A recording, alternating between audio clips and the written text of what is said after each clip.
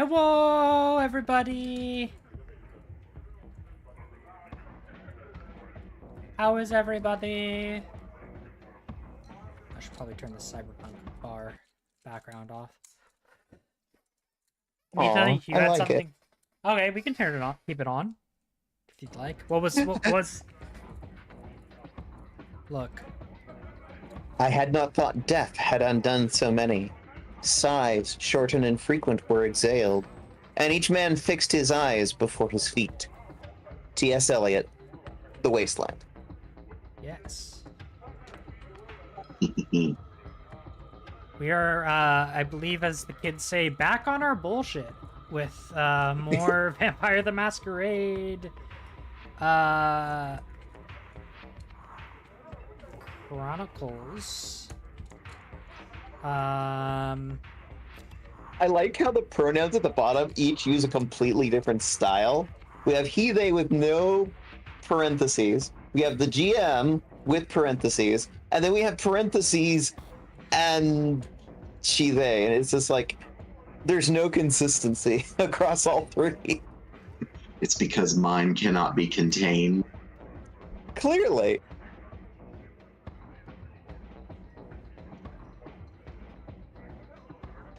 I have contained them. So what this tells me is the cat felt that I needed containment. Yes. You need to be put into a cage, Uwu. Budgeting. Contained for now. Yes. So yes, we're back on our bullshit this week, specifically about, like, vampires. Vampires. Blah. Vampires. Alright. So, we are talking about, Montreal geography today. Once again, without the person, who is from Canada. So that's funny. Yeah, this time we only have 1, 2, 3 members of our cast here. Yes. Azure, can we see your pretty face?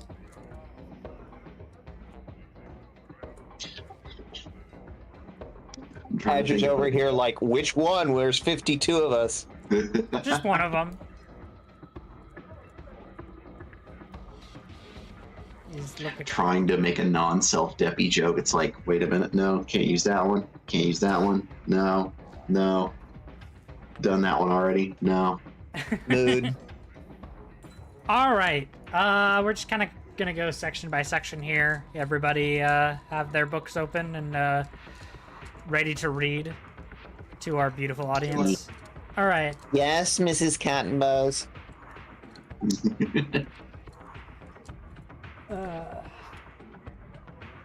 All right. Old stone buildings, secluded squares lost amidst the winding streets, towering church steeples, grand real world Montreal steeples, grand real Montreal, a gothic ambiance.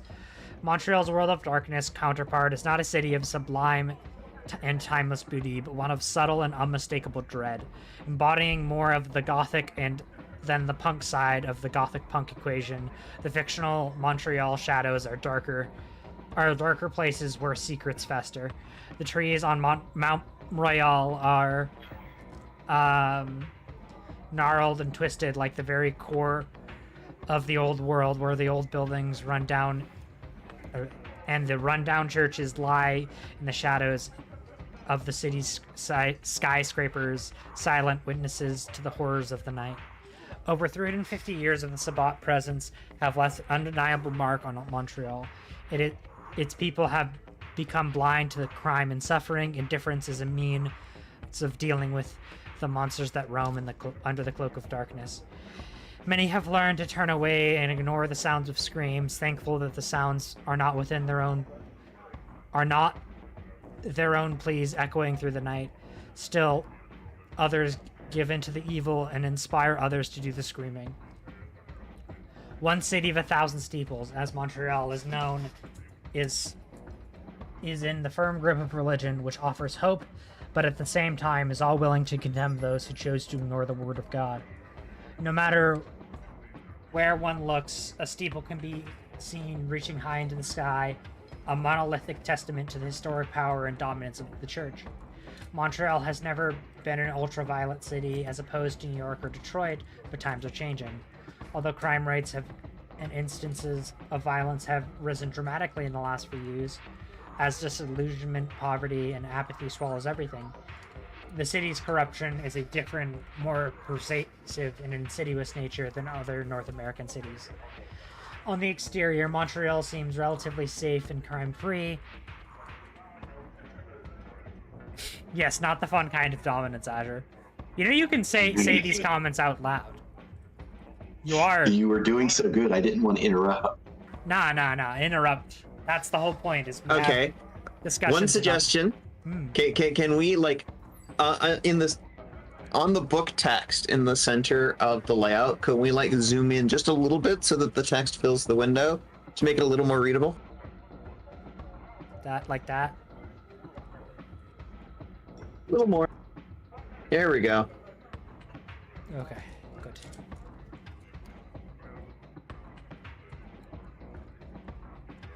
Now... You said go ahead and interrupt you, so... Yes, that's... on the exterior, Montreal seems relatively safe and crime-free, but that's because you dare to look deeply. The city has its share of ethnic and gang warfare, the senseless murder and prostitution, but it is the silent crimes committed behind closed doors that the Sabbat's presence can be felt. Those who work menial jobs and barely... Oh god. This is the only problem with being this zoomed in.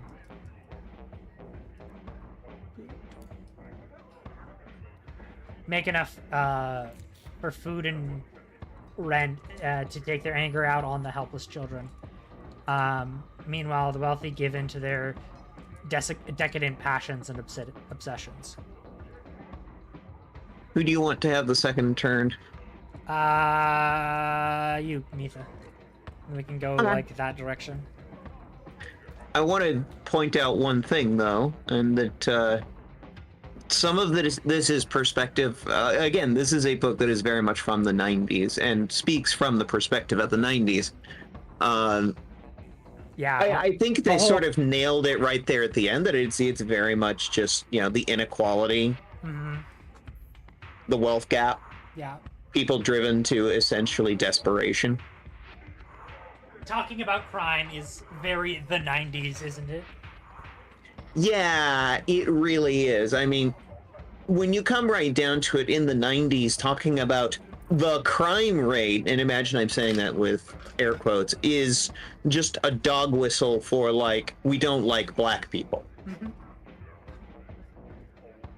Because it was the 90s. I mean, to be fair, I think hating black people is sadly very strong in 2024. I'm speaking specifically about that particular, like, nomenclature of the crime being used as a dog whistle. Oh, for sure. Definitely. The downtown core. I'm waiting, by the way, for our viewers to figure out why we're so obsessed with this book. The downtown core, including the areas known as Maine, the Golden Square Mile, Old Montreal, and Mount Royal, defines Montreal. The regions form a nexus that unites the diverse sections of the city and gives them a common identity. Located on the southern slope of Mount Royal, the downtown core encompasses a rectangular area roughly 50 blocks long and 30 blocks wide. It is bordered by Westmont and the East End. Beginning around Atwater Avenue, the core stretches easterly along St. Catherine Street to the Jacques-Cartier Bridge. The core's northernmost boundary is Sherbrooke Street and major thoroughfare, which runs almost the entire length of the island. The core's southernmost confine is the elevated Via Marie Expressway. In truth, Montreal, especially the core, has no defined borders. Various neighborhoods bleed into one another. Westmont is a primary example. One can travel from the area's opulent homes and Victorian mansions to gray high-rises in the filth of downtown, all within a few city blocks.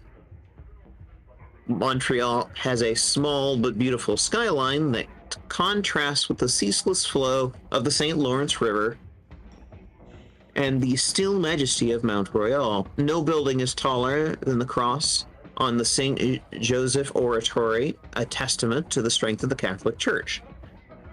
The Place Via Marie Tower, with its 4 revolving spotlights, illuminates the night sky. Other modern high-rises loom over the city along the classical architecture of the Sun Life and Dominion Square buildings and the Montreal General Hospital. Nestled in the shadows of these skyscrapers are various churches, cathedrals, and historical buildings that lend Montreal its Gothic atmosphere. Azure. Atwater is the westernmost boundary of downtown and the rough border between Westmount and Montreal proper. Along Atwater Avenue, below Ville Marie Expressway, is a little Burgundy, an impoverished part of town. Originally, Little Burgundy and the area around the Lachine Canal consisted of mills and factories. The region attracted a blend of honest and hardworking people. Oh boy, EMS workers driving by. Fun. In the 20th century, an influx of African-American rail workers led to the opening of several popular jazz clubs, speakeasies, and gambling dens. In the 1930s, during the Great Depression, crime rate rose sharply and has only grown worse since. In the 1960s, Little Burgundy was the target of ambitious urban renewal. A large number of the simple homes and factories were demolished to make way for low-cost housing, the Canadian equivalent of housing projects. Many residents had already moved on to bigger and better things. Those who did stay soon left too, disappointed by the modern look and still rising poverty of the region. Only those on the brink of poverty remained. Today, Little Burgundy, along with the neighboring St. Henry and Point St. Charles streets, is the closest thing that Montreal has to a slum. Crime and poverty run rampant as gangs, divided among ethnic and linguistic lines, control areas through intimidation and violence. During the summer months, living conditions in Little Burgundy are bearable, but the long winter months are harsh and brutal. Few homes have heat, relying instead on crude fires that often result in devastating blazes that sweep through the district. Children, however, suffer the most. The infant mortality rate is high, especially in winter, as the bitter cold and uncaring parents claim the lives of the innocent. It is not uncommon to find the decaying remains of infants in the alleyways of Little Burgundy, and the Sabbat have taken to embracing those whom they find close to death, letting the frenzied beasts feast on their parents and siblings. That's horrifying. Yeah. What time period is that? We're still dealing with the 60s, right? Yeah. I believe so. Yeah, that was the last time period they mentioned. Do you remember by any chance what the section of the city was where the gay club scene is? Do you remember that? Does it talk about that in the other chapters? Or is that a thing that is mentioned? Don't know. It's something I'm looking for here. Ah, yes. I was about to say, I don't think it mentioned anything in this chapter. Or this, cluster. It'd be very interesting to see if that was just straight up missing for some reason. Because that definitely exists. Yeah, it definitely exists. It's just I'm very much expecting a text like this out of the 90s to not even mention that. Well, you know what they say, no news is good news. Places of note. The Lachine Canal? Lachine. Although Lachine Canal once served as the gateway between the Great Lakes and the rest of the world, it has fallen in disuse since St. Lawrence Seaway opened in 1959. Today, the canal is dotted with abandoned and crumbling factories and docks. The structures are used by homeless and runaways who seek shelter from the elements of their parents or even their pasts, the Sabbat usually raid these factories when stocking up for blood feasts. The St. Catherine Street, running the length of downtown, St. Catherine Street is in many ways the heart of Montreal. Along its sidewalks are the stores, churches, and buildings that give the city its unique flair. Unfortunately, the harsh economic times and political uncertainty has taken their toll, and which was once a safe area is now rife with crime. Many shops lie abandoned and are boarded up windows, decorating facades and deteriorating facades, testaments to the dark power that works in Montreal. The empty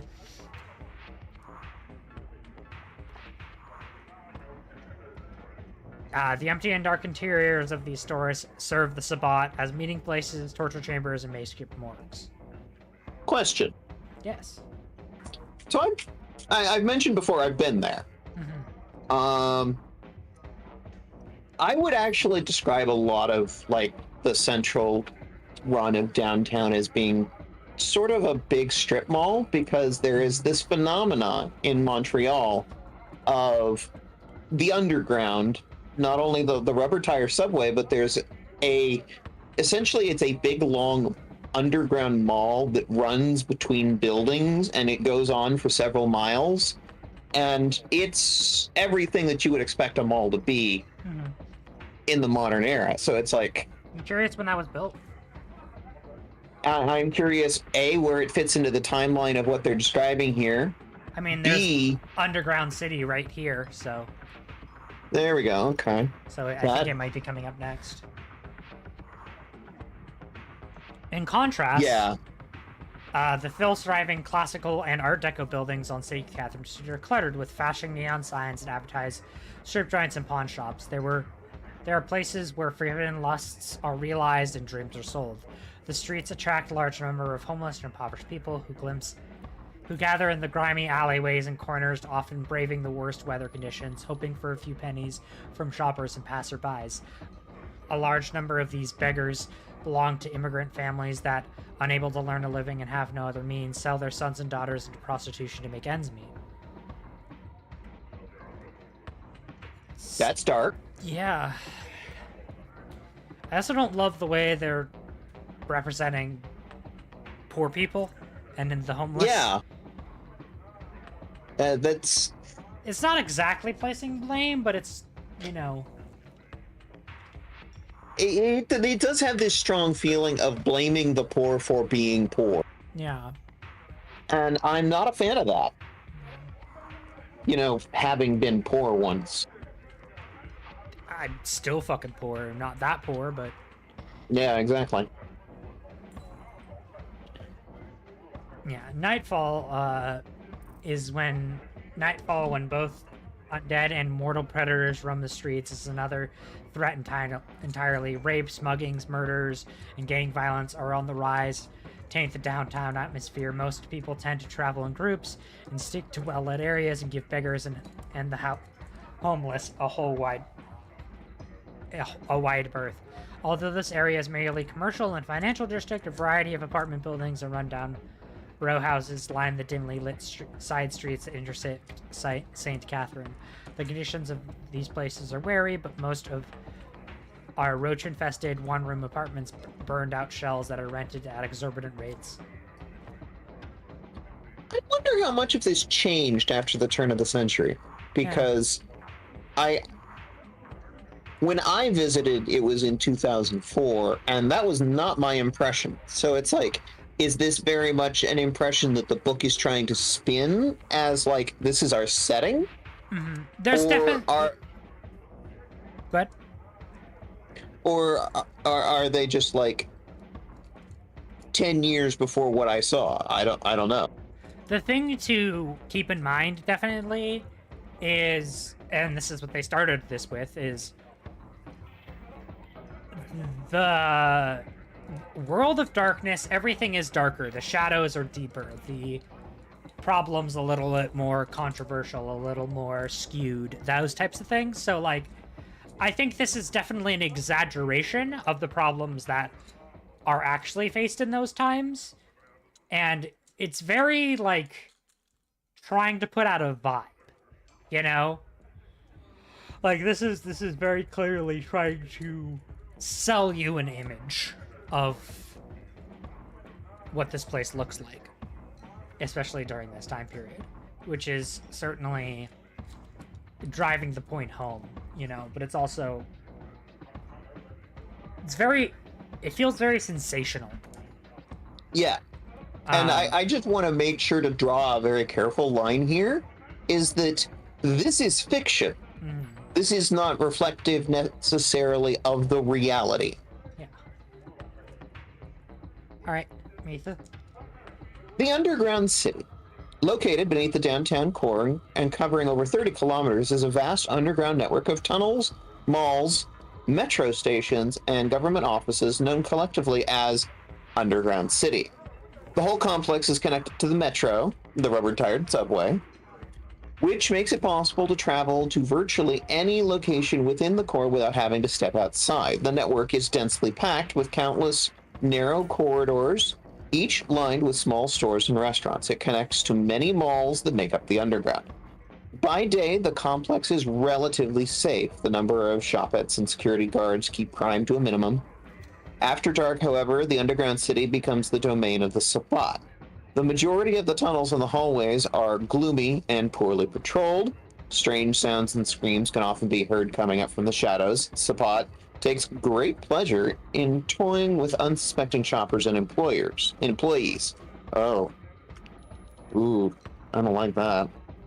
The Canaanites play cruel games of cat and mouse that usually end with the bloody deaths of mortals. And keep in mind, it's basically a shopping mall. Think of just a big, interconnected underground shopping mall. Sometimes, like, all they would have to do is leave the lights on, and that would solve a lot of that. Shopping. St. Catherine and the underground city comprise the shopping mecca of Montreal. Almost anything can be bought or sold in the shops that line the street, both above and below ground. Most stores and malls cater to the mundane public, but it's not uncommon for fashion-conscious Sabbat to shop in or often break into the area's boutiques. Le Cours Montreal. One of the smallest and most elegant downtown malls, Le Cours, has a modern Baroque feel. It's decorated with columns, fountains, and a central courtyard. Above the mall's open courtyard is a series of expensive and luxurious condominiums. Carolina Velez, Archbishop of Montreal, makes the entire top floor a secondary haven, from which she can keep an eye on her mortal granddaughter who lives in the same building. Promenade de la Cathedral.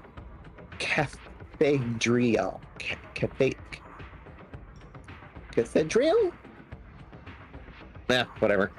The Promenade de la Cathedral, one of the most unusual downtown malls, is built directly beneath the Christ Church Cathedral. The builders tried to incorporate the architecture of the cathedral, one of the finest Gothic buildings in Canada, into the construction of the mall. The result is a Gothic motif and style combined with modern efficiency. Dark stone walls, vaulted ceilings, combined with stone carvings and statues, give the Promenade de la Cathedral a cavernous ambiance that makes it a popular Sabbat hangout. The central area under which the cathedral is located is a hanging garden that makes the mall a hauntingly beautiful place for Canaanites to hold meetings and the occasional blood feast. Above ground shopping, aside from small stores that are unable to pay the steep rent of the mall, there are a number of shopping institutions such as Holt Renfrew, the Hudson Bay Company, Eaton's, Olivi's, that cater to expensive tastes and a love of designer fashions. These four complexes were modeled in an early part of the century and are beautiful, especially the Art Deco style of Holt, Renfrew, and Eaton buildings.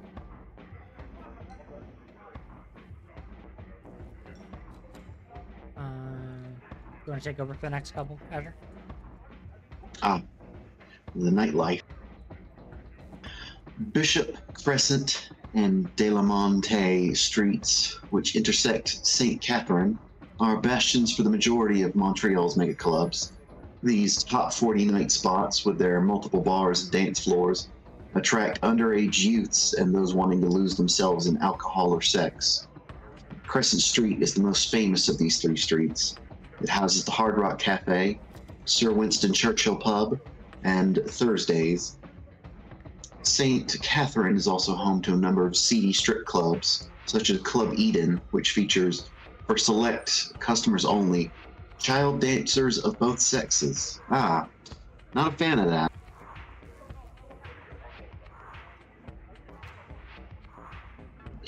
Art and culture. Located on the corner of Jean Mance and St. Catherine is the cultural nexus of Montreal. The Palace des Arts complex, spanning an entire city block. This series of modern buildings is the site of the Montreal Museum of Contemporary Art, the Orchestre Symphonique de Montréal.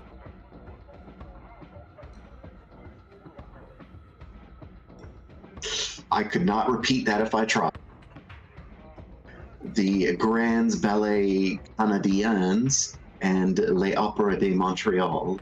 Palace des Arts is also the main venue of Montreal's International Jazz Festival, which is held every June. Oh, you like jazz? You like jazz? Spams you with a copy of the B movie. Posts the GIF of the entire B movie. Post the entirety of the script of the B movie into the chat.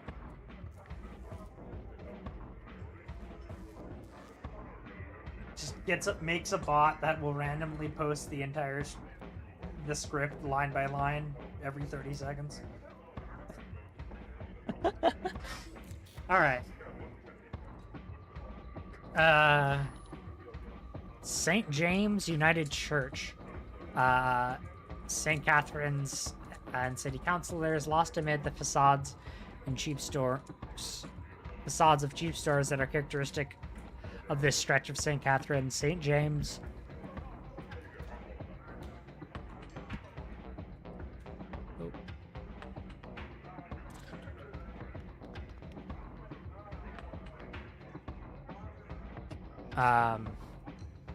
was once one of the most beautiful churches in Montreal. In 1926, the church was in need of funds, and the property around it was sold to local entrepreneurs. As a result, the church's beauty was lost among the neon of downtown. In 1983, the church itself was put up for sale, but by 1989, the only buyers interested wanted to turn it into a parking lot. The church was left to fall apart and has become a haven for the homeless and a place where prostitutes can turn their trade. The interior of the church is in terrible condition. Many of its stained glass windows have been stolen or broken. The stretch of human... I'm not reading that. Since 1991, the Sabbat has used the church basement to dispose of the remains of blood feast victims. To date, the pieces of over 500 corpses lie in darkness in the various states of decomposition, including a number of staked Canaanites who failed their creation rites. Surrounded by rotting bodies, these vampires have slowly lost their sanity. On rare occasion, a blood-curdling scream can be heard from the bowels of the church. A few homeless mortals, desperate and hungry, have resorted to eating the decaying corpses, which has resulted in the spread of infectious diseases. Delightful. Guy Street. If Silver were here, he would probably make a joke about that. A few blocks east of Atwater is Guy, a major north-south axis that allows access to the Ville-Marie Expressway in Little Burgundy to the south, and Côte des Neiges. I can't pronounce French, I'm so bad. Don't worry about it. And Mount Royal to the north. The district has gone through some changes in the last few years as buildings around the street have been torn down to make room for parking lots. However, economic difficulties have forced developers to abandon their projects before completing them, resulting in a number of partially demolished buildings and empty lots. The stylish York Theater is one of these casualties. Once a magnificent building, today it is a virtual ruin where only those Canaanites who remember its heyday come to enjoy its tragic peacefulness. A few blocks south of the intersection of Guy and St. Catherine is the elevated Ville Marie Expressway, which forms a border between Little Burgundy and downtown. At night, the area between the expressway is home to a number of gangs, which makes passage through it dangerous for mortals. However, the same danger makes the area a prime feeding ground for Canaanites.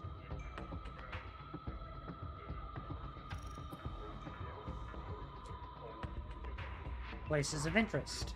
Station 25, located in the corner of De Masune and Saint Matthew. A block west of Guy is the police station, which has jurisdiction over the entire downtown core. The station's officers are infamous for their intolerance of minorities and their harsh and even brutal methods of law enforcement. The station's 100-year building is dark and cavernous place filled with small barred walls and narrow corridors. The station is under control of the watchful eye of Felix Carson, one of the Grimdaria revenants of the Archbishop of Velez. Montreal General Hospital, located between Guy Street and overlooking the entire city, is a monolithic general hospital. Expansive building is the largest hospital and also one of its oldest. Wing upon wing has been added over the years, creating an intricate maze of corridors and split levels. The General Hospital houses one of Montreal's largest morgues with a noble area of interest to the spot. Sir George William Campus, Concordia University. Concordia University is one of the two English universities in Montreal. Excels in liberal and creative arts education. The George William campus is located near Guy Street and houses the university's extensive and newly renovated library. That's the one we normally refer to as Concordia, I believe. Yeah, that's how we Concordia. Maison Mère de Stockgris, the Grey Sisters Covenant. This imposing H-shaped structure has served as the home of Montreal's oldest religious orders, built in 1963. It originally included a hospital, an asylum ward, and a convent and a chapel. The convent has been since burned down and rebuilt a number of times. Today, the convent, not the covenant. The convent is largely unused. Only a few nuns live there. The hospital and asylum have been abandoned for years and are rumored to be haunted.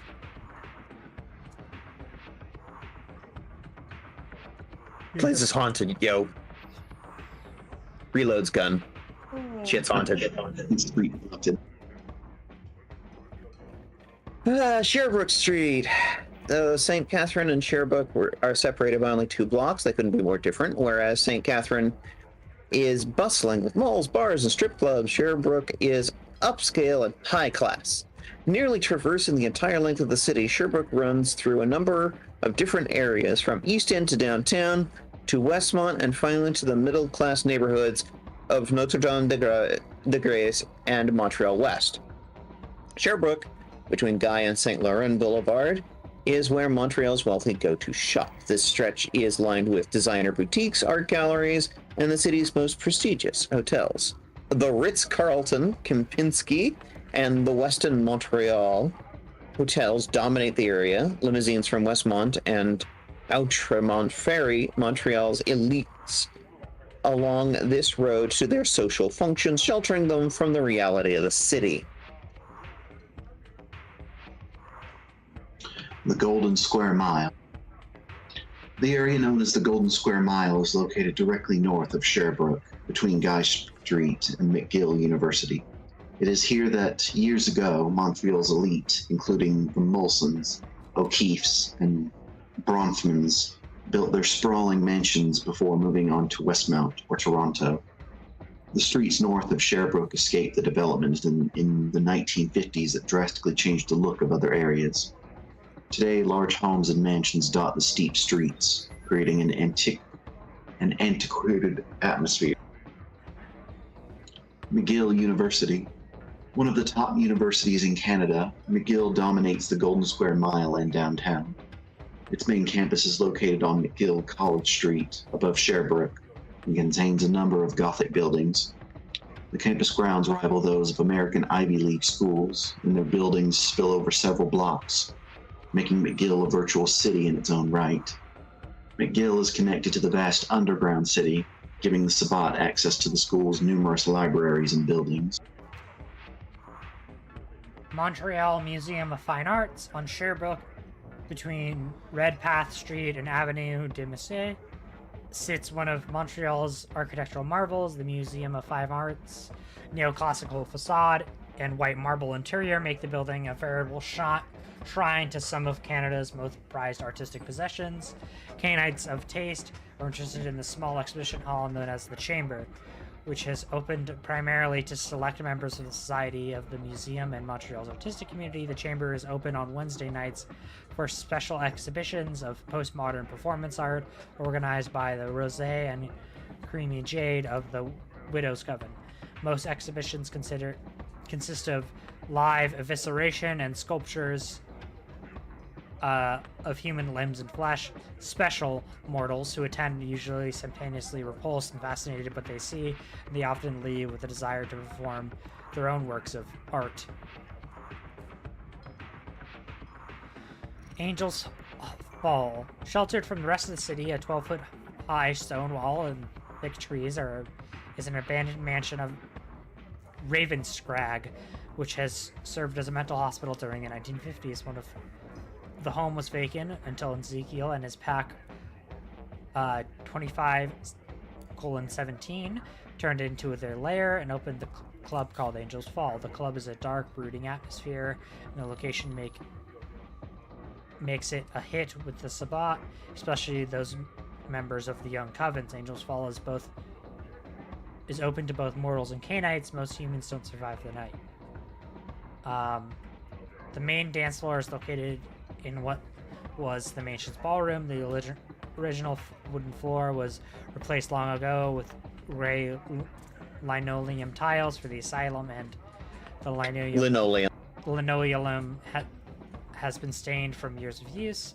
The first and second floors contain a patient examination rooms, which are still furnished with old mechanical equipment, couches, and appropriate lighting. The basement contains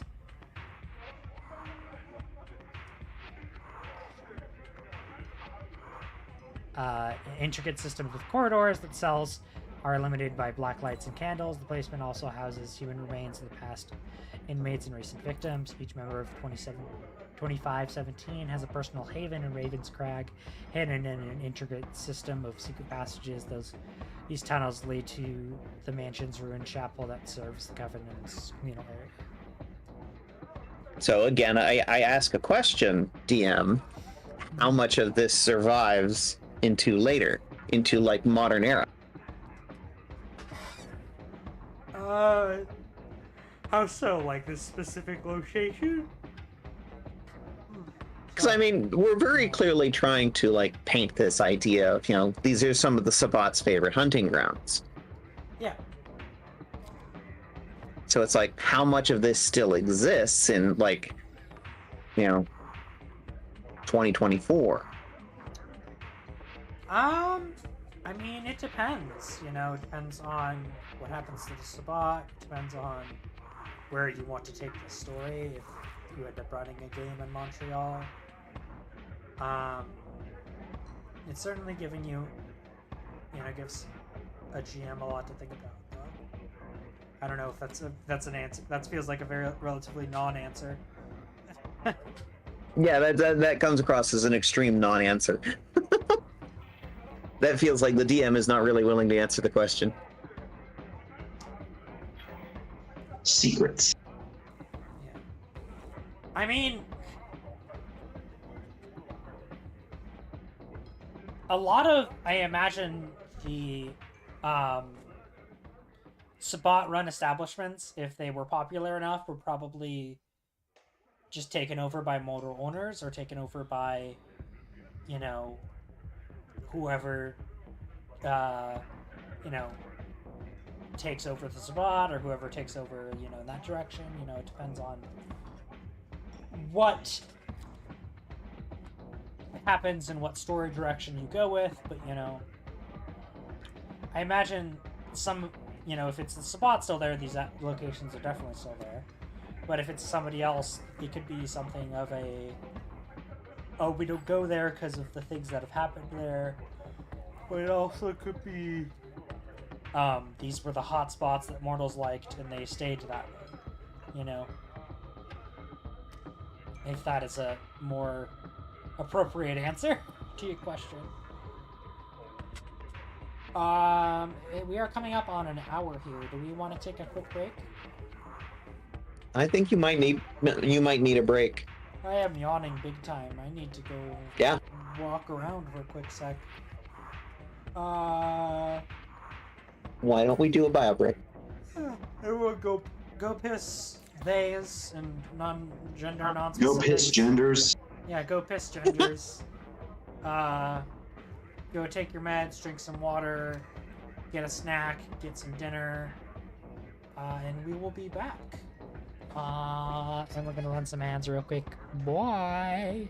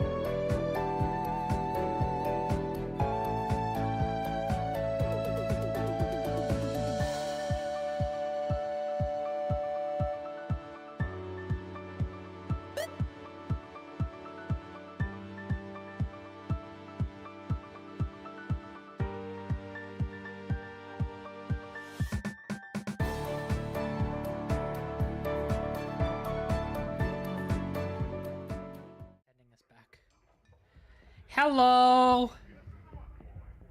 Can I be heard? Yes, hello. How is everybody? We have a pizza mafia. Hello, Pizza Mafia. A mafia of pizzas, one could say. How is your pizza and or your mafia? And are they real or fake? Those Little Caesars set their regard.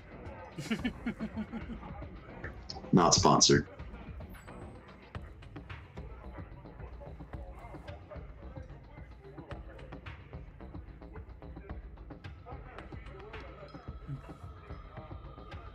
Anyway. So, we were having a discussion on... Did we like the geography session, or we were getting... Or was it a little... There wasn't much to discuss between. How do we... My input to this discussion was, it's like, I find it interesting, but it's also like, I've been to some of these places, so it's like I have a different perspective, and I don't think that's really like shared by everybody. Mm-hmm. This is true. You have visited this location.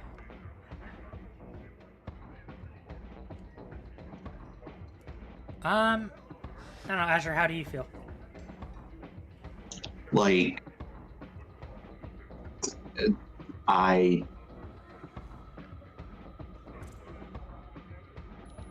how so? Do you want to continue reading about locations, or do you want to continue on to the next chapter? I am fine with reading anything. We're all too gay to make decisions, aren't we? Clearly, Fine. gay and autistic. The other fun thing is like sitting down and actually discussing with the audience why we're hyperfixating on Montreal and Vampire the Masquerade. Welcome. Do you like my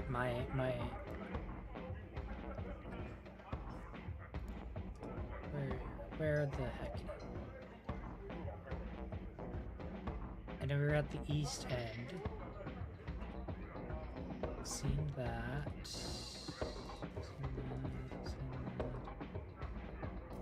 I don't think we've seen this page. Have we? No, we haven't talked about this page.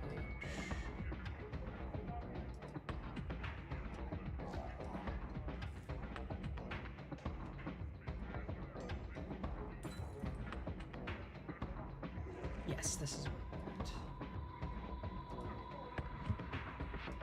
All right. Well, do explain why we're hyperfixating on this Pizza Mafia? No. I refuse. / I don't have permission. Permission? I don't have permission, yeah. And who gives permission on this one? Yes.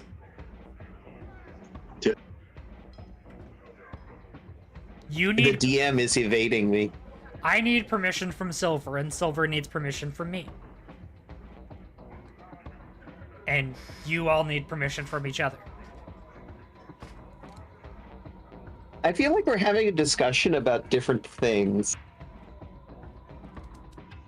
You see, if we put a box inside of a box, and then we ship that box to Montreal. When we put that box inside of another box, and then when it arrives, we smash the box with a hammer. I mean, Or we just you poison don't them have to with tempt this. me with a good time.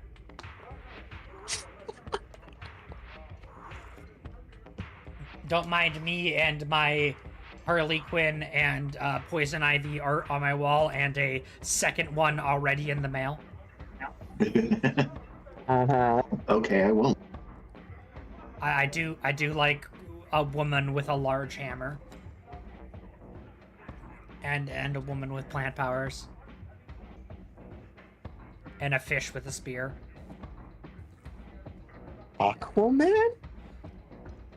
I said woman, and it's what the fuck is her name from Undertale? Aquaman? Aqua Woman. Thank you very much. No, I said Aquaman. Oh, okay. Damn. All right. Undertale. Yes, Undertale. Fuck is your name?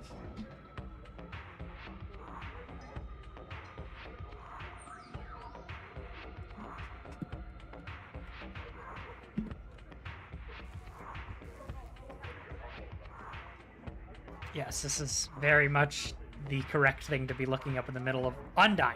Yes. Undyne, yes. Yes. Now I understand the reference you're making. Yes, Undyne, and then I also have Spider-Gwen that's currently being taken over by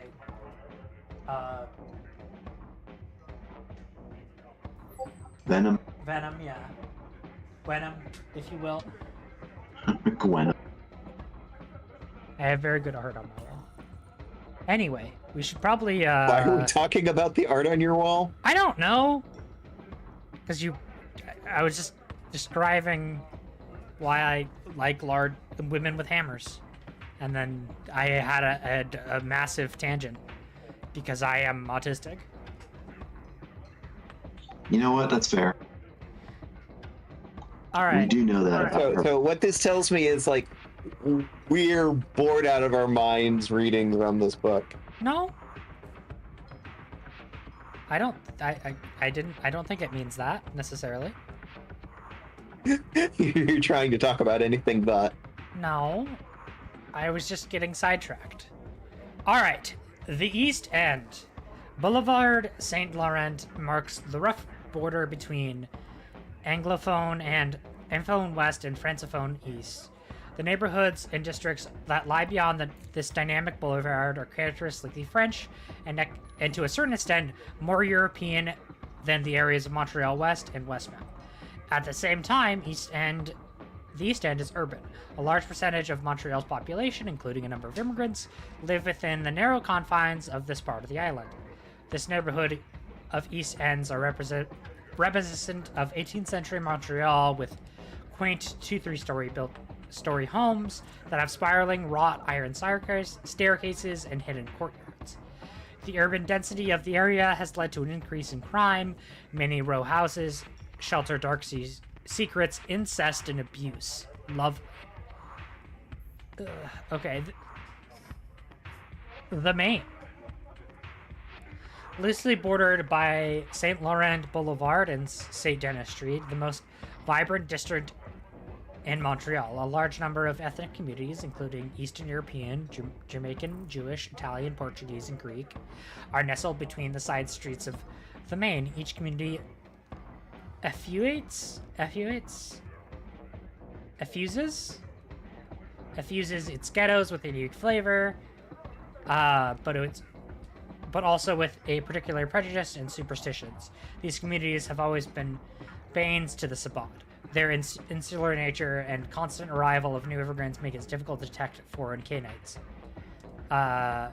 Whereas St. Catherine and its malls cater to the mainstream styles, the Main, in particular St. Laurent, appeals to the liberal and the alternative. That's kind of ironic, which is funny. The Main appeals to the alternatives. Many of Montreal's artists find inspirations in the cafes, bars, bistros along the Main and call the place home.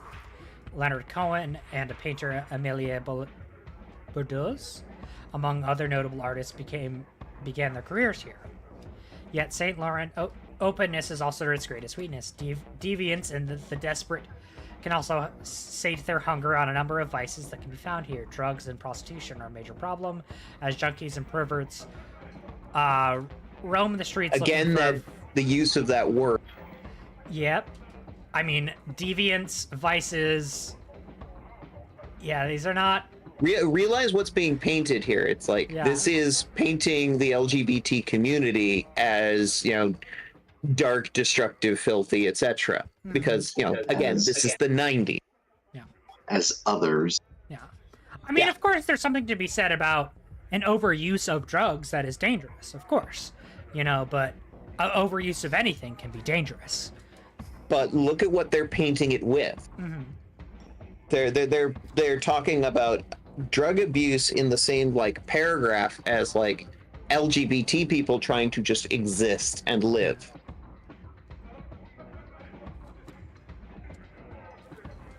The area is a home to a number of homeless punks who look after each other and spend their days begging for money. That sounds like a lovely community, besides the fact that these people happen to be homeless, Yeah. But of course, they're being painted in the same box and corner with, all of this other stuff.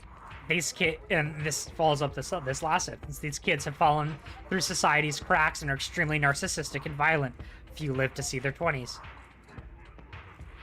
Yeah, it's totally because they're narcissistic and violent. Not that they're fucking homeless in a city that has very harsh winters. And not exactly a great social safety net. Exactly. Again, this is the 90s. Yeah. How many think you want to go next? For nightlife. Nightlife. The Maine comes to life at night. The countless bars and clubs that line St. Laurent cater to almost every taste. The area has become Montreal's premier Sabbat feeding ground. Several canines frequented these clubs while still mortal, and the habit is hard to break, even in death. Most clubs are open past legal closing time, and few bouncers check IDs. Blood dolls, punks, rockers, new agers, and sadomasochists. Wow, okay. There's so many things being lumped in together there. All patronize these clubs to try to forget the city around them. Yeah. Yeah, I wonder why. Sounds pretty awful place to be. At least to the book, the reason the book's painting, Yeah, Pizza Mafia, they totally have a reason to be violent. It's not like they're actually being persecuted against and have no needs to protect themselves, yeah. Exactly. Right. Exactly. Do we really want to go through the details on all these little sub-locations? I don't think we need to. I think we can probably skip that. Yeah.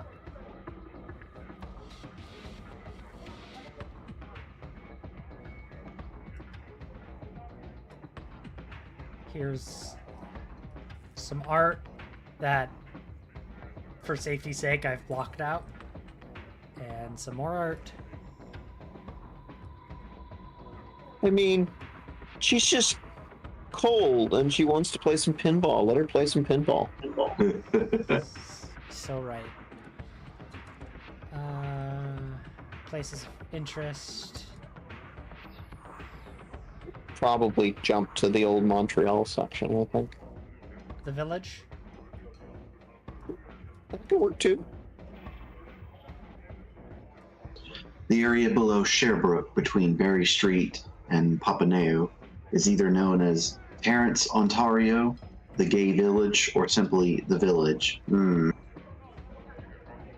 that's just straight up what it's called, though. Like, that's not even a bad thing. I want to read this paragraph. Keep going. Until a few decades ago, it was a low-class, blue-collar neighborhood. A few years ago, both Ontario and St. Catherine Streets underwent revitalization. Montreal's gay population moved in, giving the streets a unique ambiance. The village swiftly became one of the island's most diverse areas.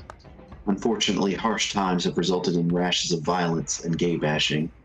Even more cutting-edge than St. Laurent, the village complements the Maine and contributes to Montreal's multiculturalism. The Queens of Mercy Coven rules this area and jealously guards its mortal herd from the other Sabbat.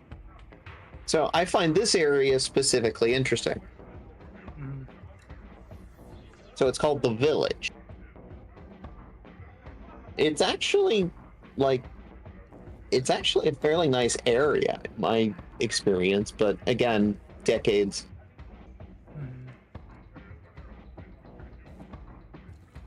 Yeah. I mean, But a lot pay of. special, What? but pay special attention to how it treats and refers to the gay community in here.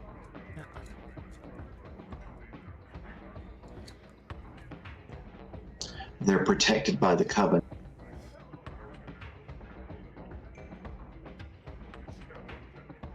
Yeah. You dropped off there, Azure.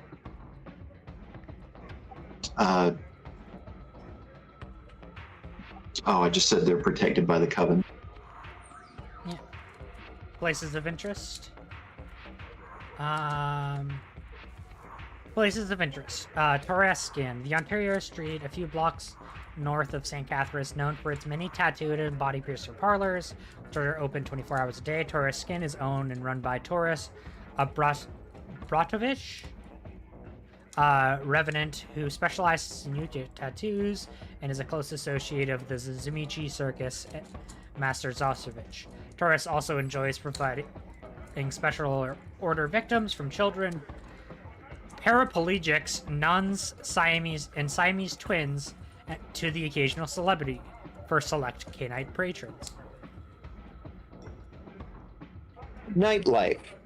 Many of the clubs in the village are sexually oriented, open to both straights and homosexuals. These spots feature fetish nights and performance art shows that would shock even the most open-minded. Again, look at how that's framed and structured. Yeah.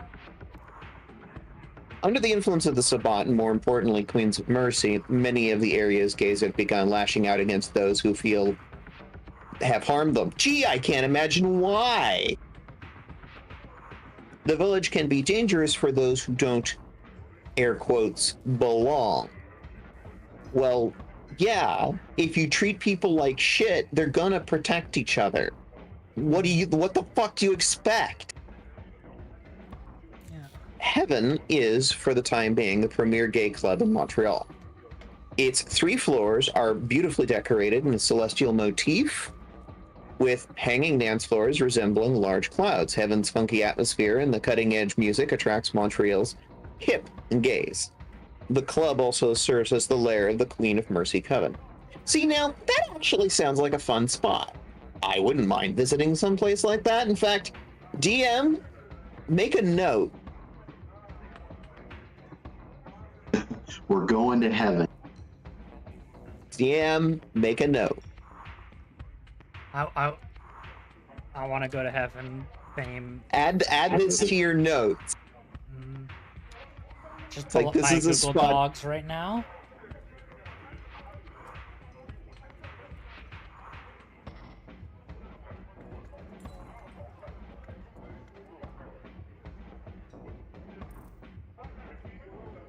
Google Dogs. Yeah, that's how you pronounce it, right?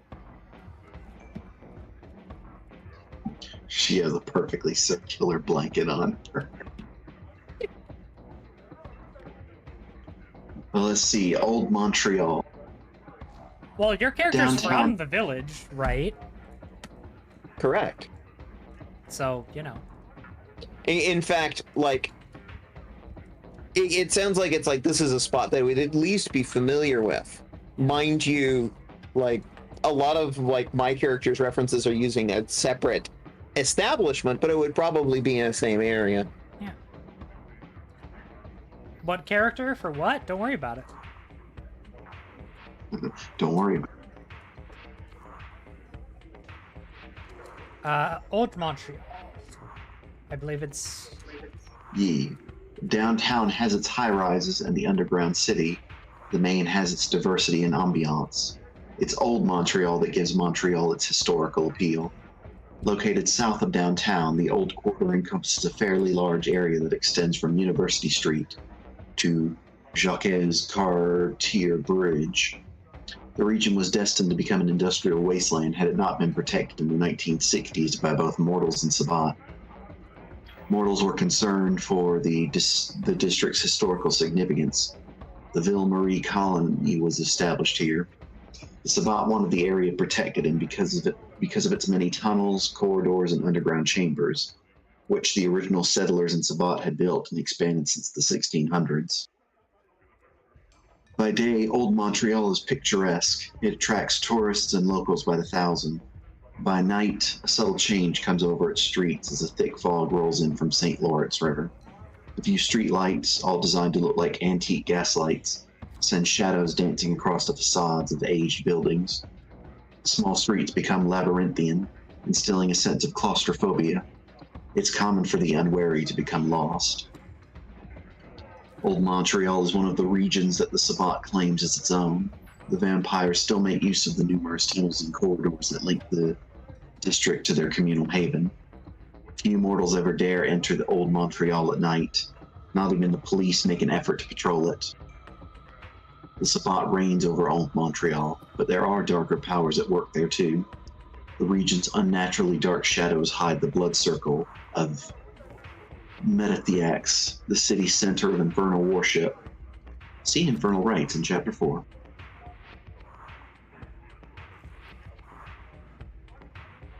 Here's a quick look at the map. Shopping and food. My favorite. Food. Located in the center of Old Montreal, near impressive City Hall, is place Jacques Cartier.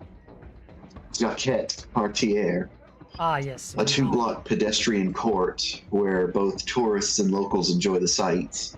A few antique shops and bars line the streets. They are busy during the summer months, but deserted in the winter. At the heart of Place Jacques Cartier is a deteriorating statue of Admiral Nelson, which forever overlooks the St. Lawrence River. Not far from the PJC are a number of museums commemorating Montreal's history, including the Pont à Carrière Archaeological Museum and the Chateau Ramsey Historical Museum. I am realizing how bad my French pronunciations are. Hey, wording good is hard, okay? I also bit my tongue during that last sentence. Or no. I mean, the only reason that I know what I do know is just because I've been there. Did you study a little I've bit heard in high people school? say these things. Or is that... Or no? Hmm? Did you study French in high school too, kind of? Though, how many years No. ago that was? In high school, I studied American Sign Language and Spanish. Nice. Yeah, my dad didn't want me to study ASL because he thought I'd be accepted by less colleges as a foreign language for reasons.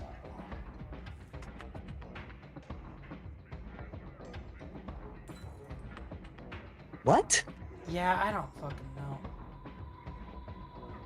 I mean, first of all, are we talking ESL or ASL? It was ASL. Yeah. Yeah.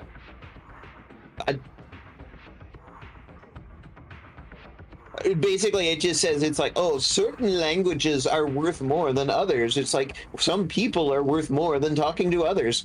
Who fuck talking to like? I don't know.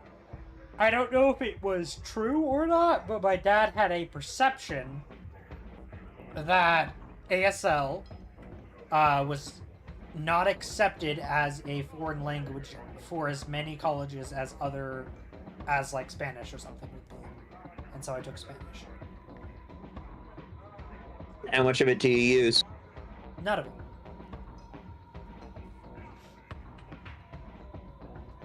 Funny enough, I probably use as much ASL as I do Spanish. Which is very, very little. Fun story. We'll get My, deaf people into it when I work food service. Fun story. My Spanish teacher in high school was a Peruvian woman. And so anytime I actually use my Spanish in front of actual Spanish speakers, they keep being like, "Are you from Peru?" And I'm like, "No. My Spanish teacher was a Peruvian woman." So it's like, I apparently have a Peruvian accent. That's funny. Yeah, my third year of Spanish, I had somebody from Spain, and all of my other Spanish was Mexican Spanish. So I was like, where did all this fucking vosotros come from? this is really complicated and confusing. Yeah, if you're used to one kind of Spanish and you suddenly have to switch and you're not used to it, oof. It's actually quite difficult. It sucks. All right. Politics and business. Old Montreal, aside being architecturally and historically important, is also the seat of Montreal's government and a home to a number of financial institutions. Dominating place, Jacques Cartier, is Montreal's impressive 18th century city hall and its adjoining Palais de Justice, police headquarters, and municipal courts. The head offices of four of Canada's leading banks, housed in neoclassical buildings dating back to the last century, are also located in Palais de Emeries. The Montreal Stock Exchange and the World Commerce Center are located 5 blocks to the west.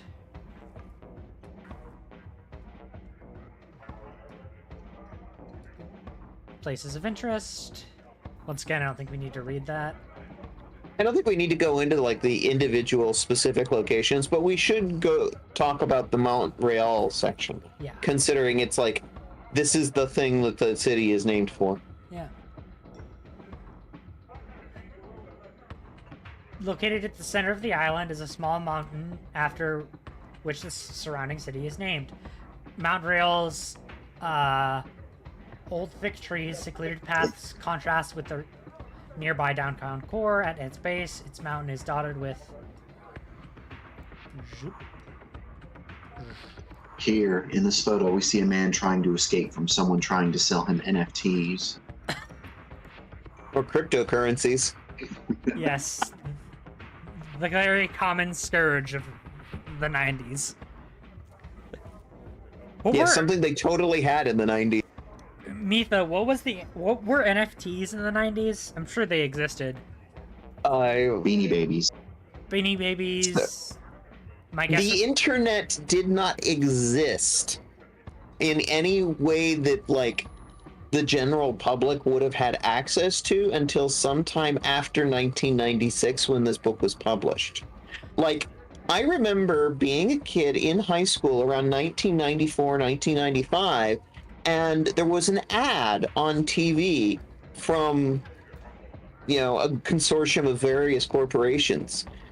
And the ad was like, someday soon, there will be a road not too far from you.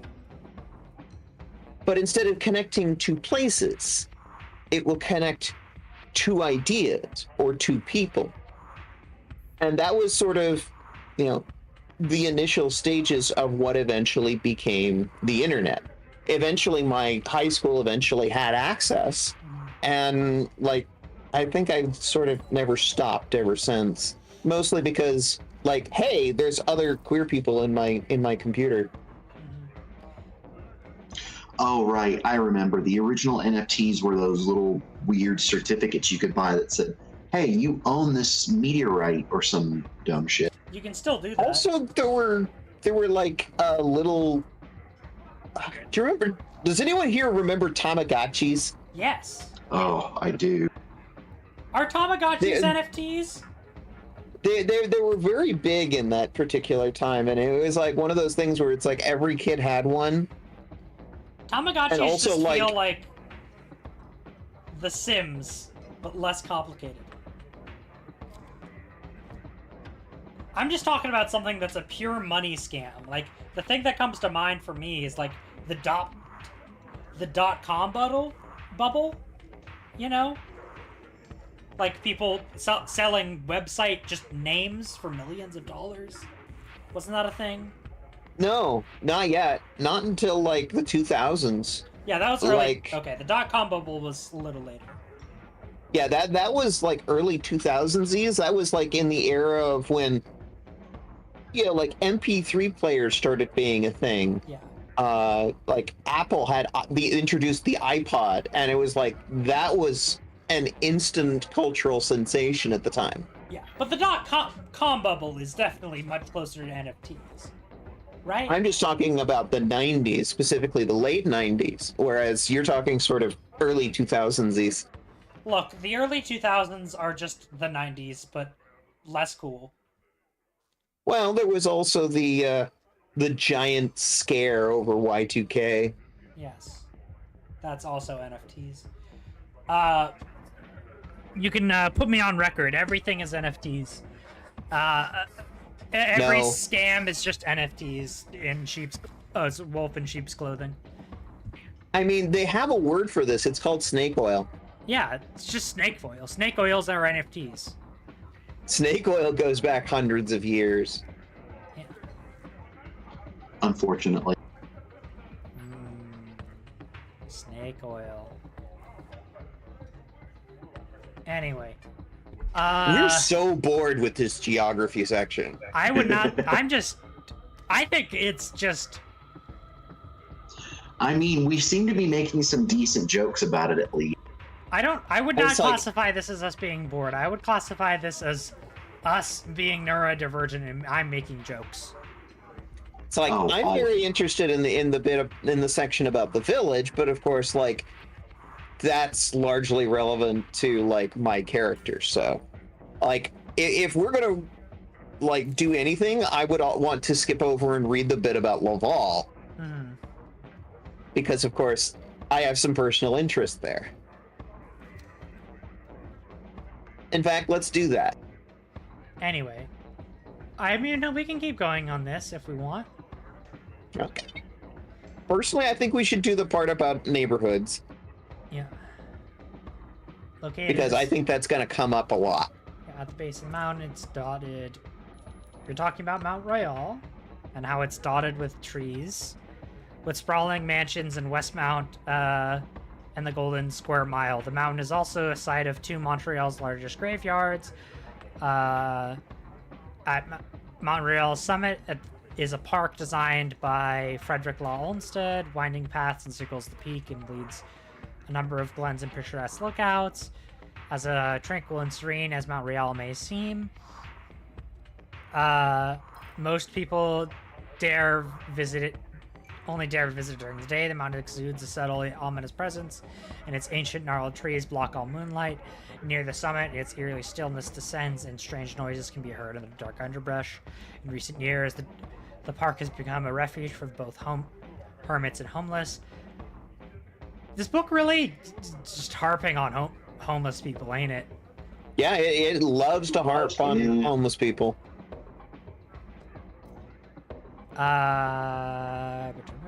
They loiter in small groups like modern primitives. Jesus. Praying to the sleeping master of the mountain. The Sabbat rarely travel to the mountain because of a number of Canaanites have ended up missing after their mountain travel. Some claim lupines own it. The truth is far darker. It's a resting place of the demon Maltrax. Metaphiacs.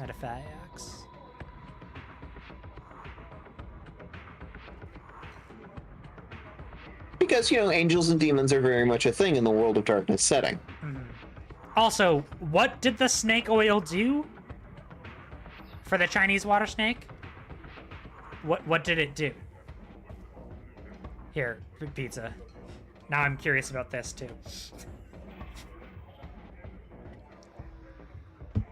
Anyway, we're gonna skip over the places of interest section.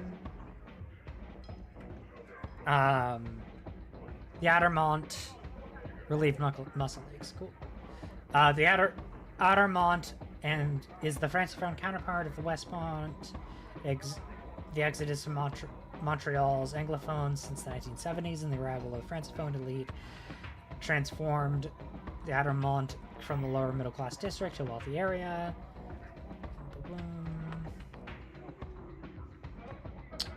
Periphery of Montreal. The following is a list of other neighborhoods in Montreal. Most are residential. Farther west east goes, the nearer they become. Do we want to read through these or just go find the one we're interested in? I mean, I was going to read one in particular. There's Laval. Yep. Laval is a small island city that is separated from Montreal by a thin strip of the River des Prairies. Laval is actually a loose association of suburban neighborhoods, industrial parks, and public parks. Like West Island, Laval is considered little more than an occasional distraction by the Sabbat. And that's the whole paragraph. Damn. In reality, it's like it's very suburban, bordering on forest in places. And the nice thing about the forested areas is you can have a lot of fun with that.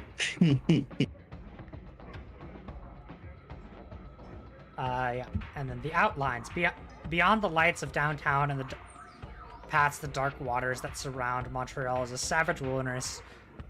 Is the rest of Quebec. Rolling hills, secluded lakes and rivers, and the Laurentian Mountains are foreboding territories that threaten to engulf those Canaanites who are daring enough to venture into them. A number of gangrel, both Camarilla and Sabbat, even make their havens in these wilds, then lead to quiet existences.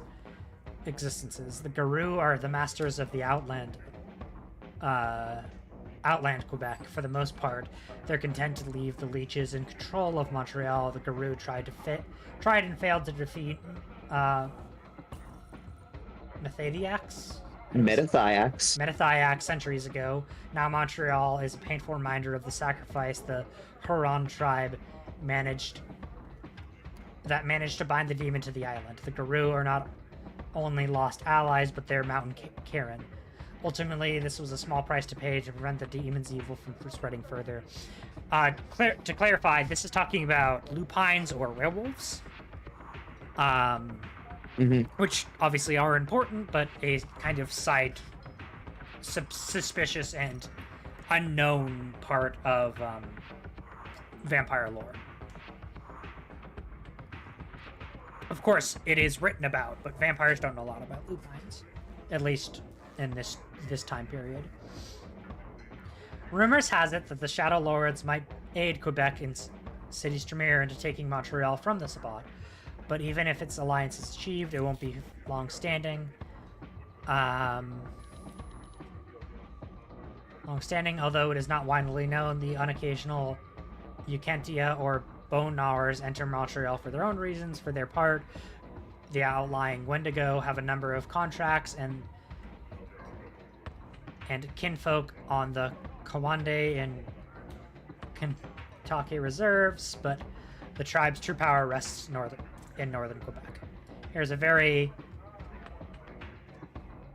interesting image of something that's happening in a bathroom that I can't show you. So, couple of footnotes. First of all, one of the things that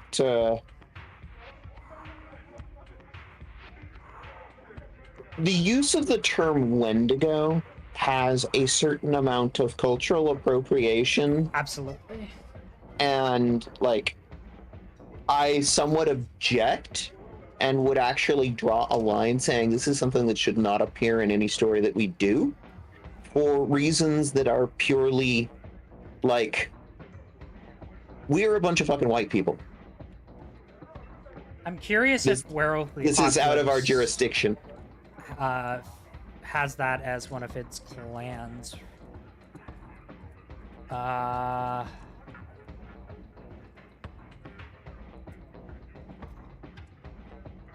It does not, thankfully.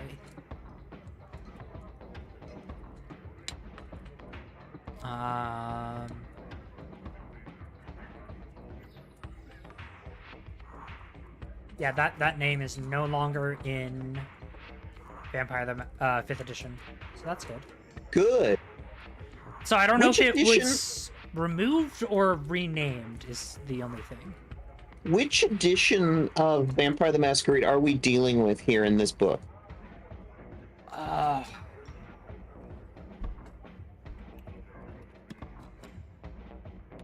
Let me check.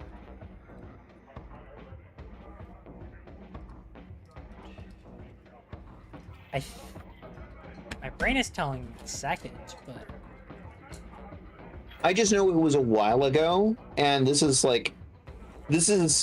another reason why I keep asking what's changed. Not only within the setting of Montreal, but we're talking about specifically between 2nd edition and 5th edition in this particular setup.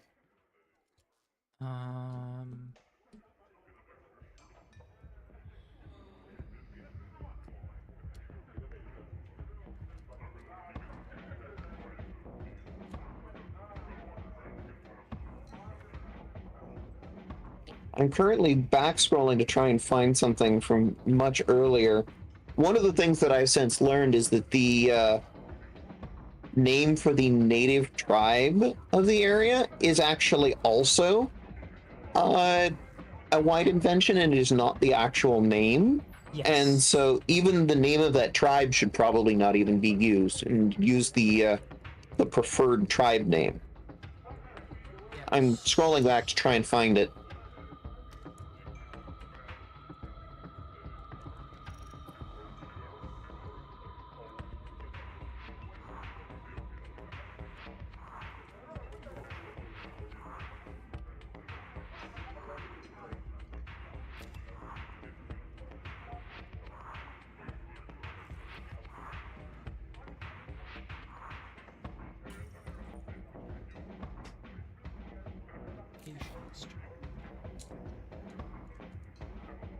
Okay, so the original version was released in 1991, second edition was 1992, and revised in 1998. So this is Vampire the Masquerade first edition? No, it'd be second edition, because... Second edition. Yeah, I was right. There's first edition in 1991, second edition in 1992, revised in 1998. And then it was superseded by Vampire the Requiem. And then the 20th anniversary edition was released in 2011, and then 2015, 5th edition was released.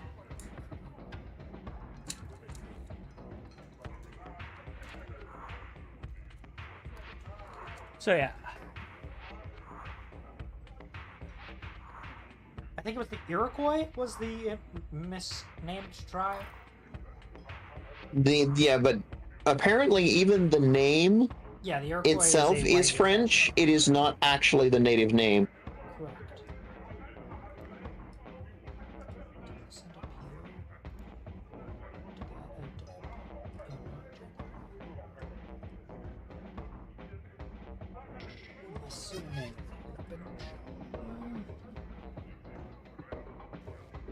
But hey, we get to move on to a new chapter that sounds much more interesting. Undead life. A contradiction in terms, one would say. Yes. We only come out at night. The days are much too bright. We only come out at night. And once again, you'll pretend to know me well, my friends, and once again, I'll pretend to know the way. Through the empty space. Through the secret places of the heart. Smashing pumpkins. We only come out at night. That's an old song. Yes. This is gonna annoy me if I don't find this, so... All right. Sometimes I'll spend an hour trying to find an old meme that I know exists somewhere. I prefer V20. Vampire the Masquerade Edition 20. Yes, I know you Is this prefer sort that. of like 20th anniversary edition? Yeah. Because I know Shadowrun did something very similar where it had a 20th anniversary edition, and people just call it 20. Yeah.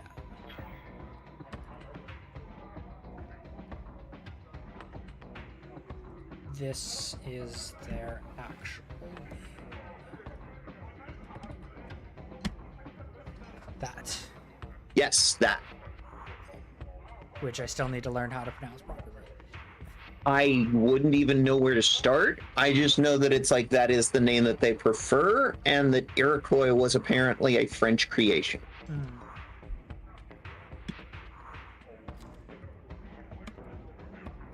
I mean, there's pronunciation guides on YouTube, I know. This feels like something we could probably plug in somewhere and get a pronunciation for it. Yes. I found a video talking about it. Anyway. Drop it in the chat. Yes.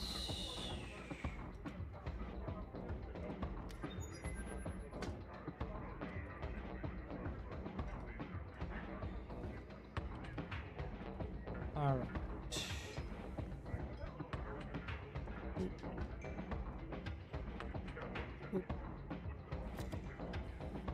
Yes, that's for later viewing.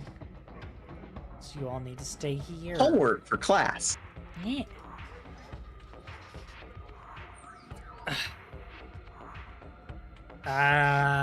Azure, it's your turn, I think. Homework? Ew, I left college for this. I left college to escape the homework. Montreal is swept up on currents of fear and corruption. Around every corner and beneath the streets lurk the Sabbat, dark and beautiful monsters who prey on humanity. They espouse dark philosophies that are unimaginable to mortals and play vicious games on blood-stained fields. The Sabbat also know fear. A malignant growth festers in Montreal and it rends the souls of the city's inhuman masters. Montreal's nightlife. Most mortals never see the Sabbat. They only hear tales of children found mutilated, of young women who vanish on their ways home, of ornate mansions that contain the sickly aromas of blood and fear. Montreal's vampires have abandoned their humanity and have no wish to live like the cattle. To them, humans exist only to be fed upon and to provide horrific entertainment, not to be role models of the sect's ways. The Sabbat therefore spend much of their time away from mortal eyes, leaving only signs of their bloody acts as testimonies of their existence. Feeding. As with any predator, a significant part of Sabbat's vampire life is devoted to hunting and feeding. Finding nourishment in Montreal is easy. Famished canines can literally gut passerby. That's awkward English. Their editor should be questioned. Yeah, most consider feeding an art form, though. Veronica Lecruel. The Toreador introduced served as Archbishop from 1935 to 1975, explored the joy of creating artistic horror, and with each tale, some packs, such as Gain, known as the Orphans, follow traditions by killing prey in imaginatively brutal ways. Their most recent accomplishment involved leaving decapitated bodies.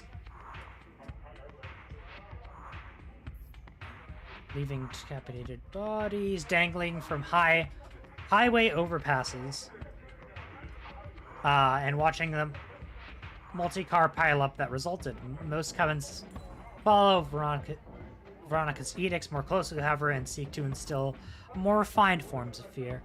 Thus, the instances of the barefoot-faced slaughter are outnumbered by disturbing scenes of bloodless children being tucked in with their unwitting parents, or lovers vanishing with only 2 bloody strips of flesh remaining, driving prey's loved ones to sadistic acts of desperation, especially appreciated. The Sabbat, who prefer social hunting patterns, stalk their prey in mortal clubs. They typically survey night spots and project dark auras that attract many and sober others. The meat marker dance clubs of the Crescent and Bishop Streets offer easiest pickings, but many vampires prefer locations with more style. Heaven, Angel's Fall, and the Heart are all run by Sabbat, who welcome their friends and allies. Alternative bars, crowded coffee houses, and semi-illegal raves that pop up from across the city are also popular feeding grounds. Our favorite feeding game involves identifying a group of drunk revelers. The hunter singles out a target and mutilates him, then returns to seduce his friends with smears them with their first victim's blood. Only when the mortals wake up in the morning to the news of their companion's death do they realize what the red marks on their bodies really are. Horrifying. The Underworld. Montreal's extensive network of metro stations, malls, and office buildings provides a perfect world for the Sabbat. After the last trains grind to a halt at 1:30 a.m., the Underworld comes to life. Veronica Lecruel ensured that a series of maintenance tunnels was built into the underground city, and every Sabbat knows a few ways to get inside. Freed of mortal concerns, the Sabbat allow themselves to relax and enjoy their unlives. Metro stations in the downtown core, particularly McGill Station, are popular gathering spots because they are intersected by multiple shopping malls, pedestrian passageways, and secret links to the Sabbat communal haven. The Cainites gather at underground junction points to converse, perform, or prepare outings. Blood feasts are staged frequently, and returning bodies to their respective homes and beds is often the last game played before dawn. The metro stations along the north side of Mount Royal, on line 4 on the metro map, are popular with vampiric thrill seekers. The stations are infused with a strange aura that characterizes the mountain. Malformed creatures, parts of the dark force known to the most local vampires as the Unknown, have been known to emerge from the walls of these tunnels to prey on lone Sabbat. So, for an alpha hunter, there certainly do seem to be things preying on them. Mm-hmm. Not so alpha now, are you, Sabbat? It's nighttime activities. Despite time dedicated to rites, personal goals, and path obligations, there are always a few hours left in the night to mingle with other sect members and to enjoy parties. Various performances have become popular, different vampire stage displays, and their dark powers for the entertainment of other Cainites. Those who put on consistently good shows gain status and recognition. Scholarly Sabbat often gather in the communal haven to enjoy the rubaiyat of the Shepherd of Cain, Alfred Ben Ezri, who is a candidate for the Archbishop. His stanzas are inspired by the dying screams of mortals and have been known to reduce Sabbat to tears of joy. The Nodus scholars Marie Angie Gagnon and the Elias the Whale are also highly regarded for their ongoing debates on the nature of Cainites. The Sabbat Bar Angels Fall host the Sabbat Bar Angels Fall hosts events for those with wild hearts, including performances by the vampire band Wild Child.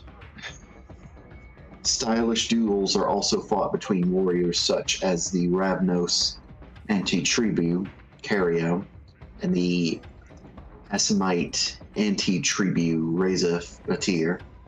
Those seeking the bizarre and surreal enjoy Zarnovich's Circus, a monstrous freak show that draws mortals into the depths of perversity for the benefit of their undead audience. The twisting fire dances of Stephanie Lehurex, a mistress of vicissitude, are popular as well. God, there's so many French words in this one. To be fair, vicissitude isn't even specifically French. It's referring to a vampire power. Yeah. The rarest of pleasures is an invitation from the mad coven Les Miserables to experience its incomprehensible world at the Douglas Mental Hospital. All right. Fun and games. I'm probably just going to read off the titles here. Bobbing for Mortals, Fatality Fun, Gray Club Football. Are we curious about what these are, or do we care? I don't want to read these. Yeah, sounds more like these past kind of chapters are getting a little trauma porny. Yeah, and I'm gonna admit I don't want to read some of these. It's like, I get the idea. The Sabbat are bad people. But do we really need to read all of this? Sabbat calendar.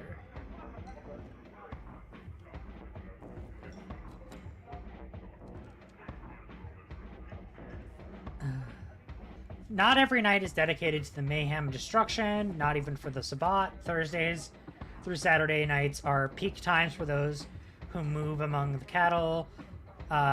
Stores are open late and nightclubs are packed thanks to the Shepherds of Cain. Sundays are traditionally nights of worship and meditation featuring path meetings and Oratorius Rite. The Princeps of Faith are also sting more intensely on Sundays, although the large city's Muslim and Jewish populations make Friday nights somewhat uncomfortable as well. Mondays through Wednesdays are commonly dedicated to shadow hunting.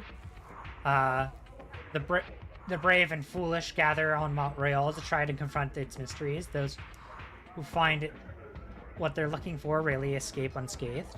Most Sabbats stay indoors during the bitter winter months. In late other seasons, the streets are packed and parks prove to be easy hunting grounds, although vampires still all go underground to be among their own kind. The city truly comes to unlife during the summer. Mortal festivals attract feeding prospects from other cities, and yearly opening of the litany brings many Sabbat, including luminaries from the inner circle from across the globe. See the Litany of Blood.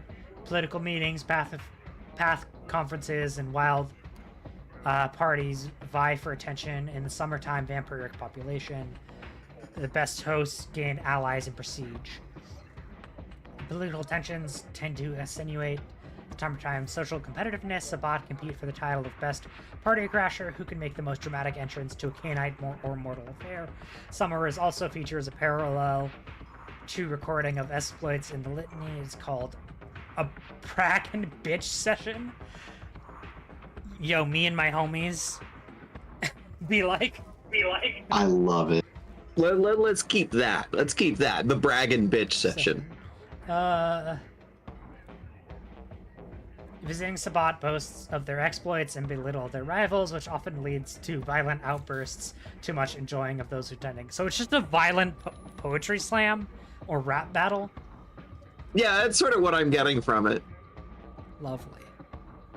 Imagine just like a bunch of vampires poetry slamming one another. That's funny. Intrigues and threats. Do you want to go me that? Or do you want me to keep going? Montreal is rife with secrets and betrayal. From the first arrival of the Europeans, the island has been corrupted by those seeking power at any price. Tides of faith have risen to purge these monstrosities, only to be driven back by insidious plots and depraved acts. The Sabbat are confident that the city is theirs. Oh, you're so naive. But the dark powers conspire to pull their empire out from under them while they trifle with their own intrigues. I am motioning at this so hard right now. Political divisions, agents of the Camarilla, and the disciples of darkest powers all threaten the city. Not the city. No, that's wrong. It's the Sabbat, specifically, that are threatened by those things. Almost like their entire thing is built on a house of cards. Oh, imagine that. Though the Sabbat claim to be free of the chains of mortality, they remain tied to their once human natures in some aspects. Like all vampires, they cannot help but plot and intrigue, becoming their own worst enemies. You know, like they're vampires or something. Wild to imagine. Their politics are often masked by fronts of unity by eruptions of brutality. Since the defeat of the Infernalist Sangris in 1992, Carolina Vasquez, a former archbishop put in place by Cardinal Strathcona, has ruled Montreal Sabbat. Since Velez's arrival, the city is fractured into three factions. Covens and Pax support either the new archbishop, Alfred Benezri of the Shepherds, or the young and dynamic Black Hand member, Ezekiel. Lost Angels. Archbishop Carolina Velez and her pack, the Lost Angels, hold official power in Montreal. Pulled from Los Angeles in Mexico, the Angels were assigned to rule over Montreal after the execution of Sangris. Archbishop Velez, a cold and stylish killer with experience gained during the bloody struggles with the Anarchs of LA, has a few potent supporters. The Widows, a darkly seductive trinity of Canaanites, are her strongest backers. The Angels are also supported by the Semi-Nomadic Navigators, a war pact that has gained prestige by raiding Camarilla enclaves along the shores of the Great Lakes. Until recently, Valles also received the reluctant support of the Shepherds, but they now present their own candidate for leadership. Do I read this Archbishop. correctly, DM? That one of the two candidates is receiving backing from the Anarchs? Specifically Los Angeles? The bloody struggles, like they were fighting. So, okay. They're fighting with Anarchs from LA. This is Montreal. This is 3,000 miles away. What the heck? Velez has a few potent supporters, but she has experience she gained during fights with the Anarchs. She's a long way from there. It's not exactly as if vampires get on airplanes and fly 3,000 miles away. Yeah, their wings would be tired. Says the gangrel. Archbishop Velez's greatest asset is her cold efficiency as a leader. Utilizing a retinue of Grimaldi revenants, she has established a stranglehold on the mortal infrastructure of the city. Whereas most local Sabbat have focused on corrupting Montreal's priests and scholars, she has degraded the power brokers. Under her tutelage, police officers and politicians have learned that the attainment of true power demands the ritual domination of all whom they love. Throughout the city's rich homes, wives and children fester in hidden cages. They are chained to beds, violated and mutilated, barely clinging to life. Such is the price of power in the Archbishop's domain. Unable to break her dark obsession with her mortal granddaughter, Josephina, Velez forces her pawns to act out crimes that she can partake in. Her secret is guarded by her cadre of loyal Grimaldi revenants who eliminate all who threaten Josephina. 2517. The most dynamic faction in Montreal is the Black Hand affiliated pack known as 2517. The pack arrived in the city in 1994 and is shaking up the order of things since. The group is led by Ezekiel, a child of the Infernalist Sangrius, who was rescued from the infernal damnation by the Black Hand.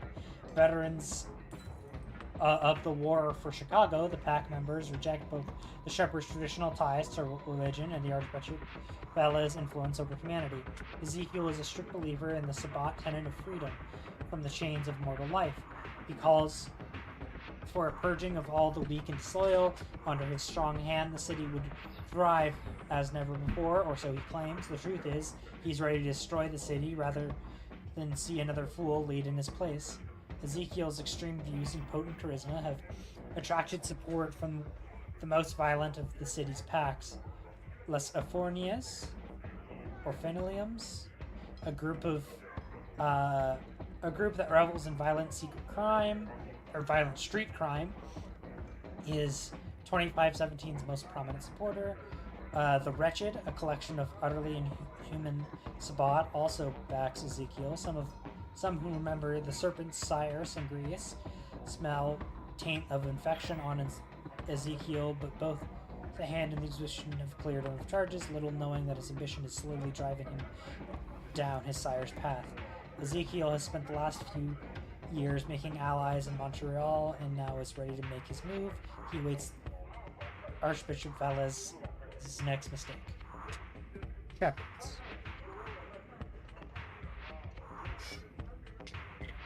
The oldest and best-known Sabbat coven in Montreal, the Shepherds of Cain, has re-entered the political sphere after a long absence, discredited by the support of Archbishop Sangris, who was later revealed to be an infernalist.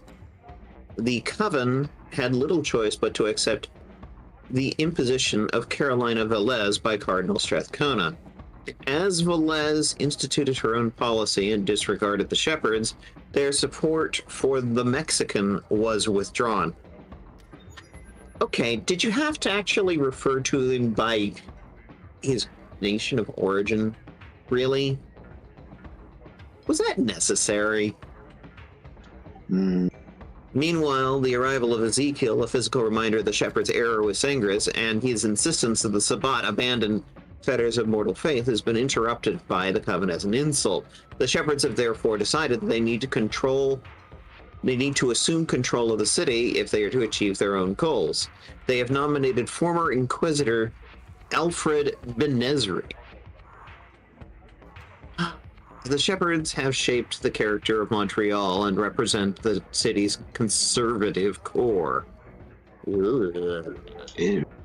Their position is supported by their fellow scholars, the librarians. These naudists. Okay, that's a fun word. Naudists.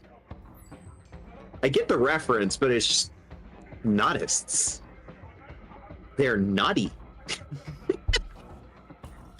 Maintain an extensive vampiric library in the communal haven and guard the Litany of Blood, the primary record of Sabbat. The Queens of Mercy, a coven that feeds off Montreal's large gay community. Snap, snap, snap, DM. Mm-hmm. Put that in your notes. Yeah. The Queens of Mercy, a coven that feeds off Montreal's large gay community, also supports the Shepherds, but the Queen's opinions are not very influential. Alfred Benezri wishes to return the city to the tenets of faith and power that founded it. He is confident that the Shepherds can maintain control of the city while they spread their philosophy to the Camarilla. You're Sabbat. You're Sabbat. Little does Benezri know that the demonic force supposedly destroyed along with Sangris is actually growing in power. Outsiders. I do like that the Sabbat just seem to be completely ignorant of things not going their way. Yeah, I'm really getting that feeling too. It's like the Sabbat have no fucking clue of just how much their whole shit is a stacked house of cards, and how all it's going to take is just a little slight breeze to blow the whole thing over. And yet this has been standing for over 250 years, which is kind Arrogance, of wild. that's the word. Yeah, it's arrogance. And I think overall it's like that is the Sabbat's downfall, is their own arrogance. Outsiders.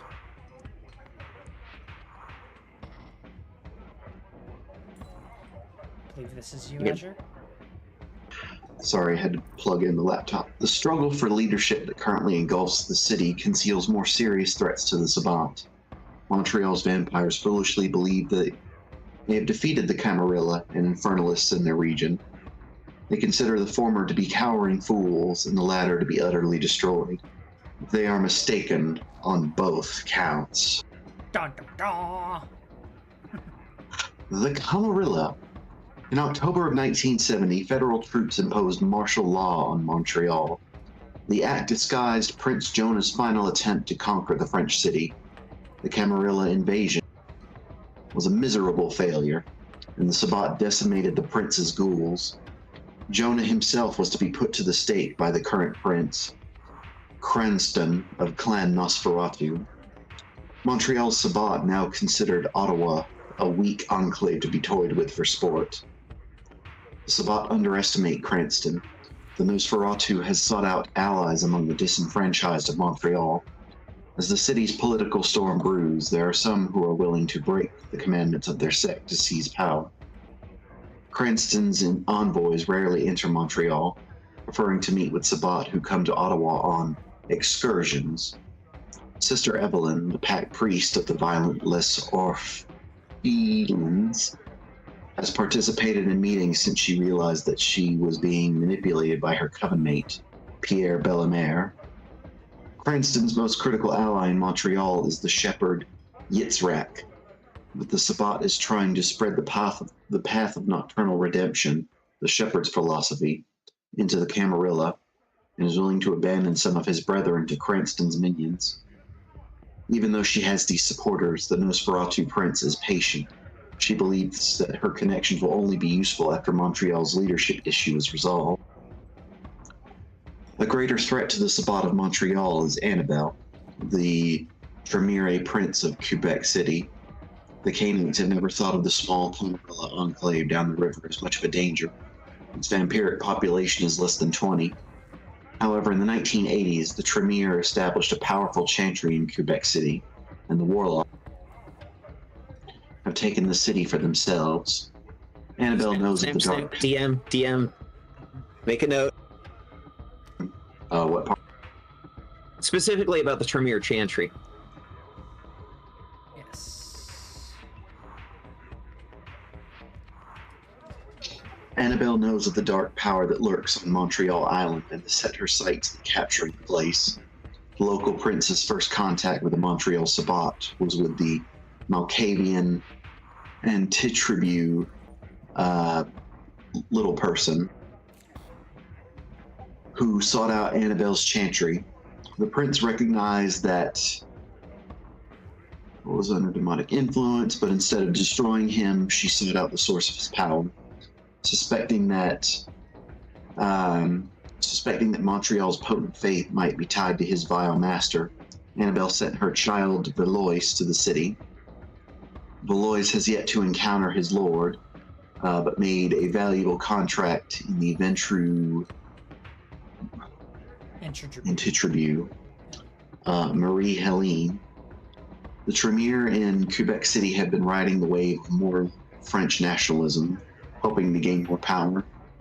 Such interest in mortal affairs appealed to Marie Helene, a nationalist in the Lost Angels who had become disenchanted with the Sabbat's refusal to acknowledge the important mortal issues of language and heritage. Camarilla vampires sent into Montreal can expect aid from Valois, but only in exchange for service. Among the Sabbat, only Yitzhak would consider protecting visiting kindred, but he would quickly dispose of them if necessary. King, yes. Blood bonding is very common in the Sabbat. That is very interesting to ensure loyalty. Can we get a definition on that?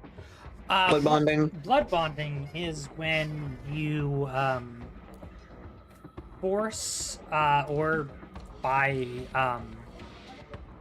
you drink another vampire's blood, and when you drink other vampire's blood, you become more susceptible to their influence, and if it is done on 3 consecutive nights, you become blood bonded to them. Blood bonding basically means it's incredibly difficult to not do what they say.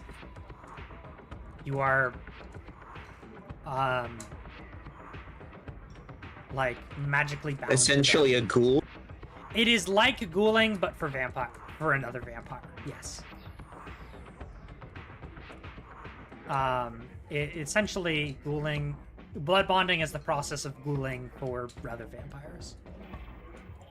It is more resistant, and you have more freedom within that, obviously, because of your inherent vampire power, and you're not forced to do what they say, like ghouls generally are. But it is a lot harder mechanically, and it's like the best drug ever. Yeah, exactly. It becomes something you're very much dependent on and seek out. For a while, the Tremere had a blood bond with all of their sires that went back to the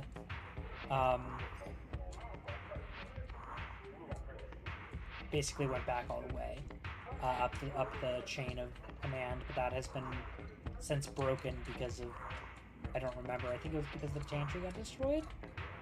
That this that was their clan bane, I think, or something. Was they all were blood bonded to each other in some way. Yeah, that's why they're called the Pyramid.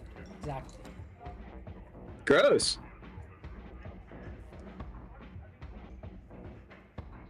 And that would have been in effect during this time. This was written. The Infernalists. The Shepherds believe that Montreal's infernal threat was eliminated with the destruction of Sangrius in 1992. They were terribly wrong. The corruption that has fermented on the island for centuries is preparing to rise again. Montreal's dark aura, its animated shadows, and the monstrosities that prowl its bowels are creations of the demon Mithrax, one of the demon lords of disease. Methiax. Methiax is in search of new lands to conquer, sent by a mortal acolyte named Terence de Boule to the New World with Jacques Cartier in 1535, while Cartier preached to the Hochelaga-Huron inhabitants of the island. De Boule was busy consecrating the ground to his evil master. Cartier's crew discovered the Infernalist axe and abandoned him. He spread plagues among the locals and reaped souls for his lord. The Hurons were not without defenses, though, and used powerful arcane rituals to trap the demonic forces among them by sacrificing themselves to the end. They bound Methiax to the island itself. The Canny were and are pure corruption. Before long, Mithrax turned his person into a cancerous tumor. Getting control of the island, he acted through Devoul, whom he kept preternaturally young.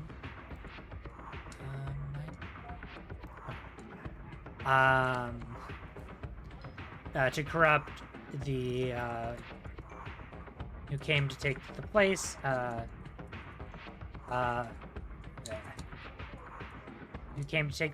then the Europeans that followed. Mithrax learned of the Sabbat when de Boule was embraced by the Simichi Conguit in 1653.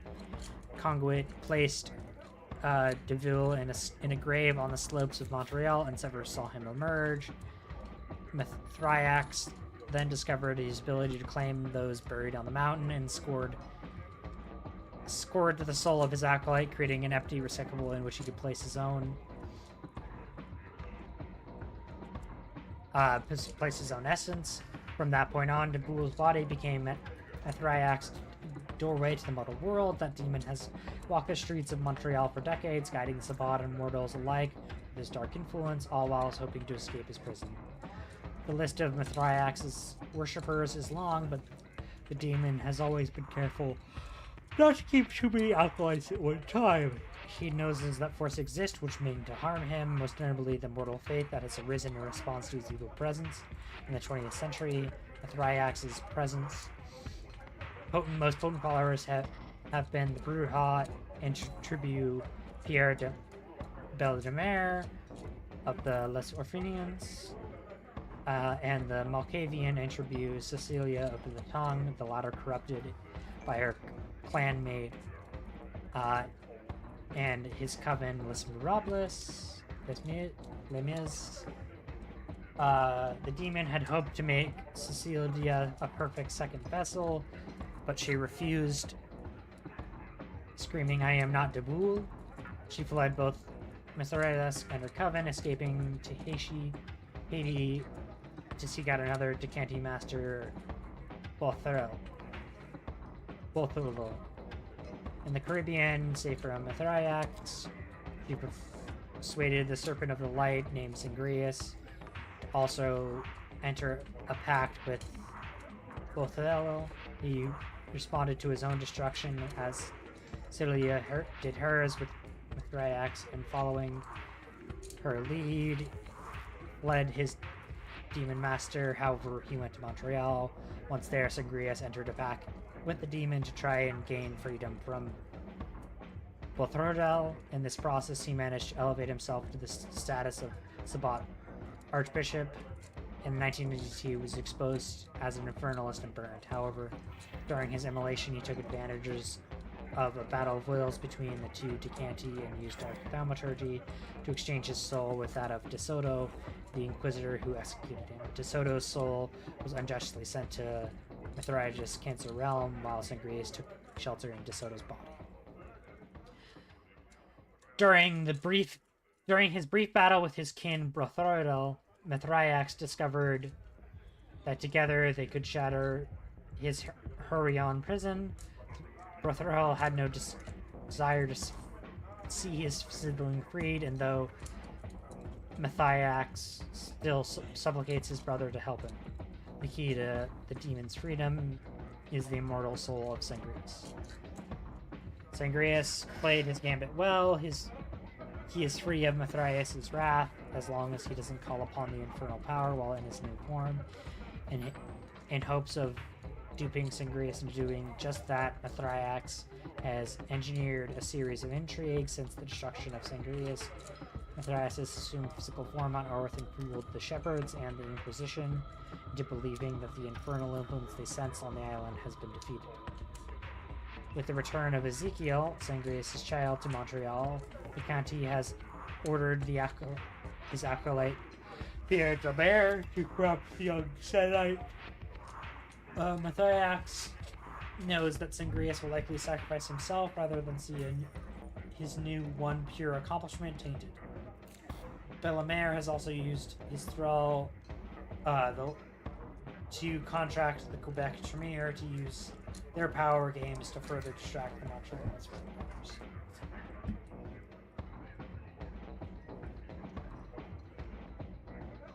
Perhaps it's time for another break.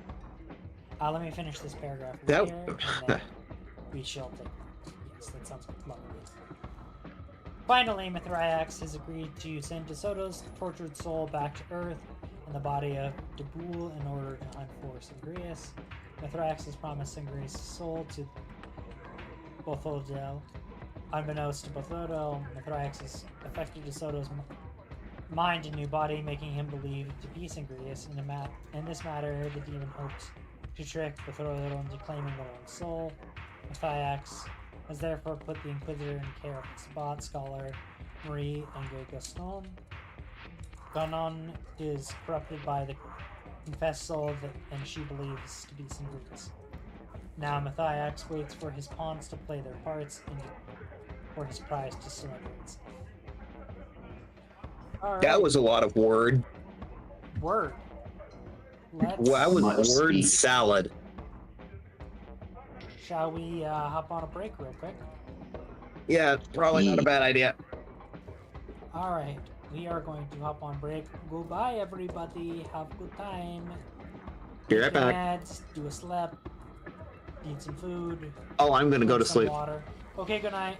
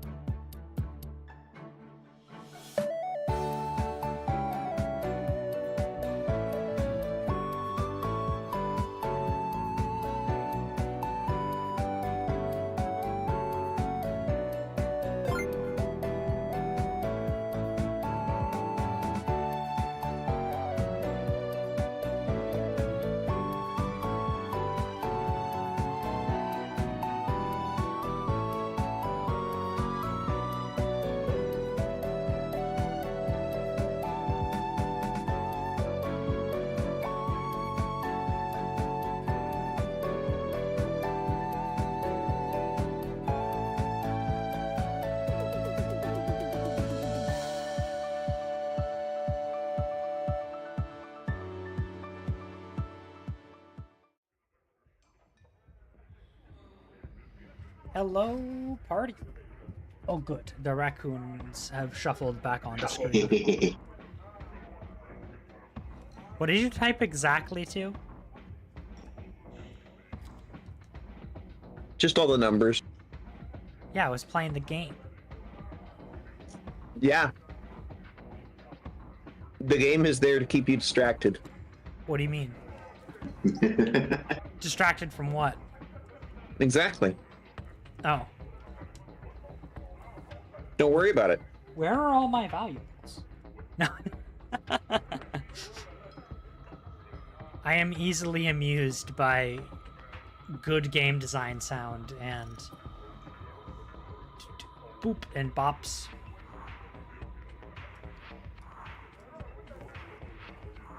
And things going into other things. Yep, that checks out.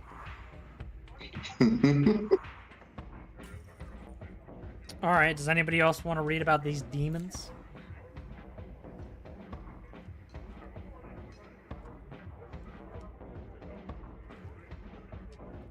Where did we leave off?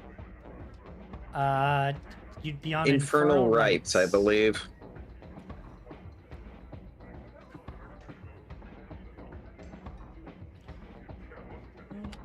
Where are my hands?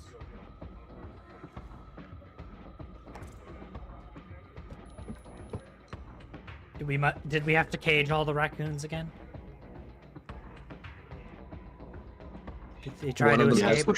Sandwich. Sorry, everybody was talking. What were you saying, Azure? One sandwich shared amongst 52 raccoons. Very good, very good. If you're snacking, Neetha, do you mind reading here? Infernal Rites. Metathiax' primary worship site is the Blood Circle, a patch of ground first consecrated by Duqueville. It is now located under the dilapidated tenement in Old Montreal. Rites vary with depraved natures of Metathiax' Infernalists, but the demon enjoys sacrificing the native population the most.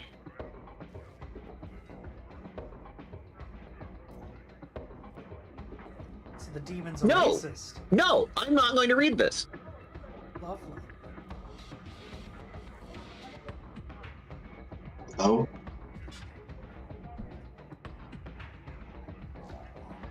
Hey, at least AIDS wasn't caused by the gays in Vampire Masquerade's lore. Yeah, apparently it was a demon. Smallpox, cholera, typhus, and AIDS. Basically, I'm pretty sure if this were published today, it would include COVID-19. Absolutely. uh, Though it probably would be a different demon because, like, it wasn't, like, originated from Montreal. Yeah. But, you know.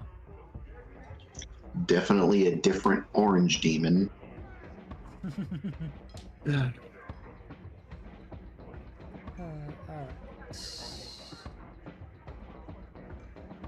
But no, I'm going to put my foot down and say I'm not reading this. Yeah. No, I agree. Did you want to read The Temple of Eternal Whispers, Montreal's communal haven? I am the way into the doleful city. I am the way into eternal grief. I am the way to a forsaken race. Dante, the Divine Comedy.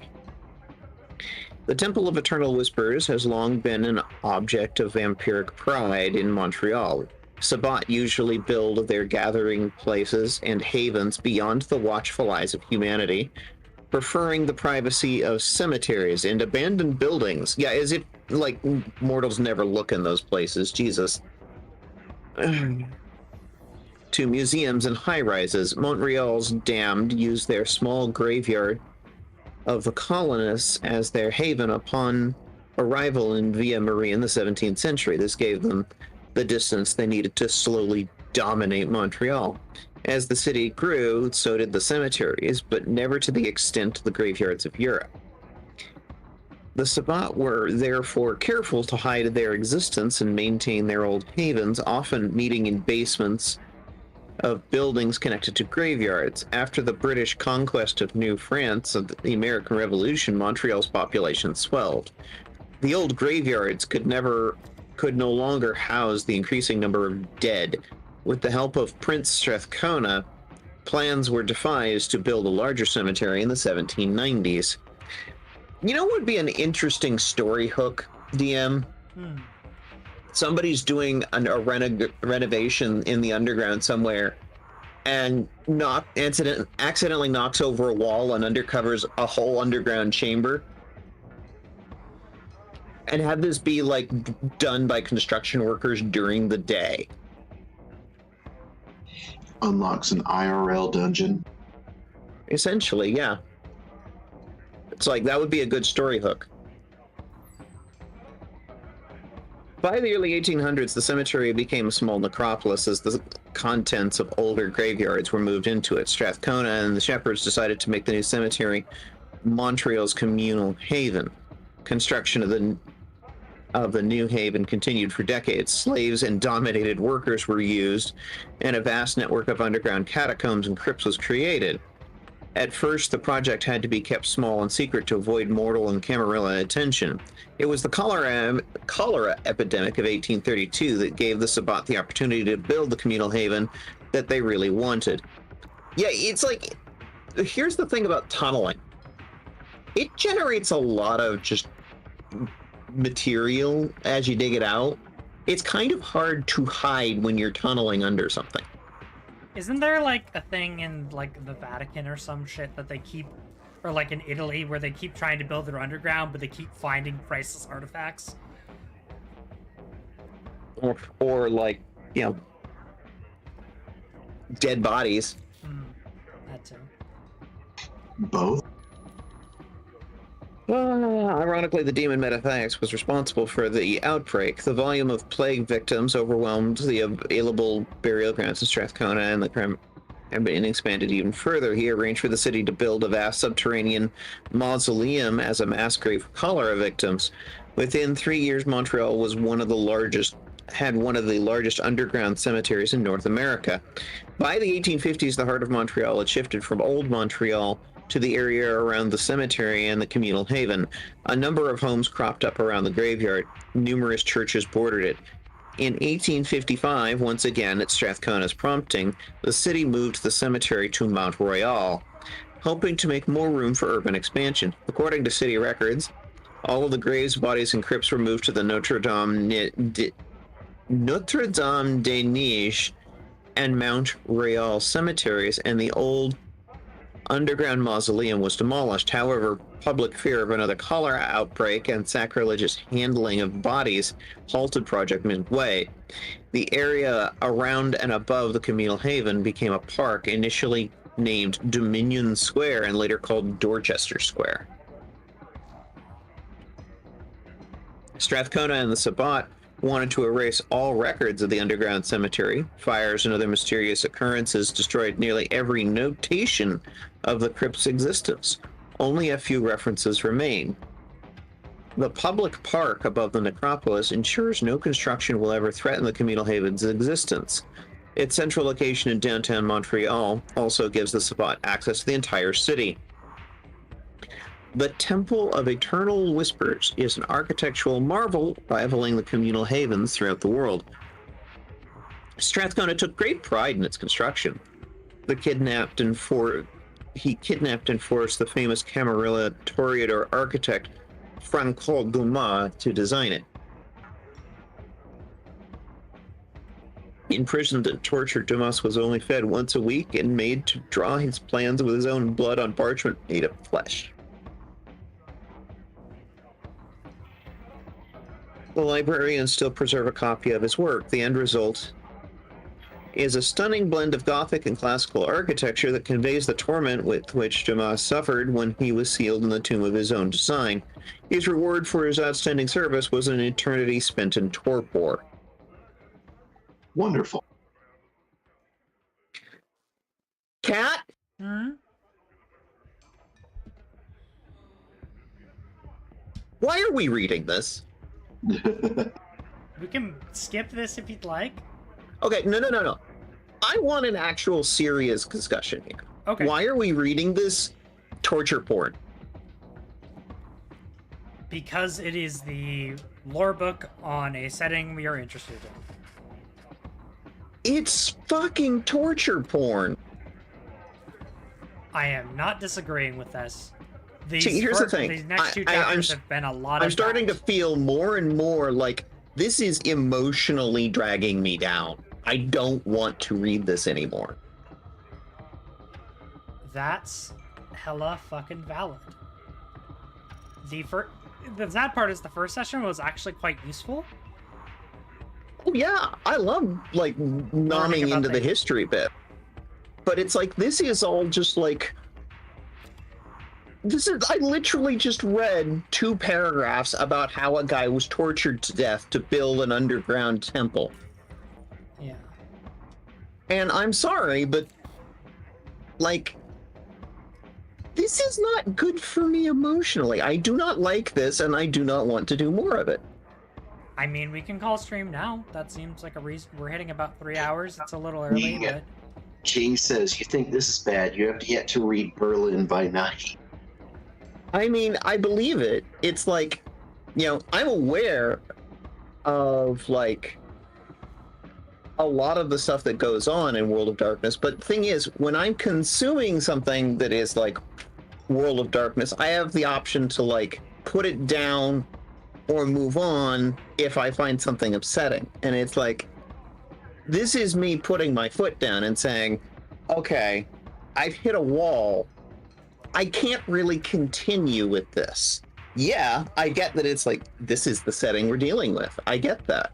But I feel like I also have the right to sit here and say, hey. You absolutely have that right.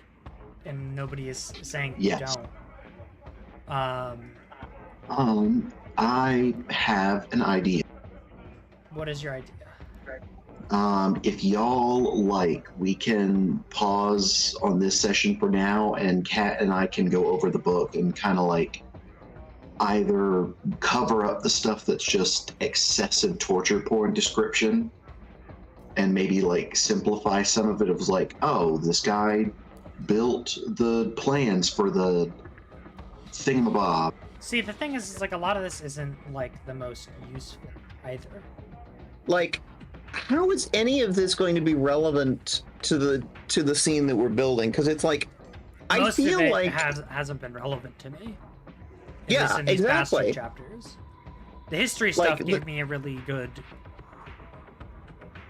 kind of overview, but the past stuff has been like some of the stuff talking about the 3 people vying for power was interesting, but the rest of that's it useful. feels like it's like this next chapter, Covens, feels like it's going to be more on that stuff because Archbishop and her supporters. Like, the thing is, it's like this feels like a lot of repeating information too, which is interesting. It does. And it's like, I don't feel like I need to like what's the whole like summary for the entire World of Darkness? It's like, It's our world. monster I must be, less monster I become. That is, and it's like Vampire the Masquerade specifically. It is Right. monster I be, less monster I become. And I feel like there needs to be certain, you know, whenever we start a campaign, in whatever system we're using, we set out lines and veils and say, hey, this is a point where I'm just not comfortable continuing. And sitting here reading about how this guy was literally tortured to death to build a crypt that he would forever be entombed in, it's just like, no, I as much as I enjoy playing in this particular universe and playing in this particular setting, I feel the right to sit here and say, no, this is too much. Let's move on to something that's actually more relevant to our interests. I liked the location stuff because, of course, those are locations we're going to be using. That made sense to me. But, like, do I really need to go over how a guy was tortured to death to build his own prison? No.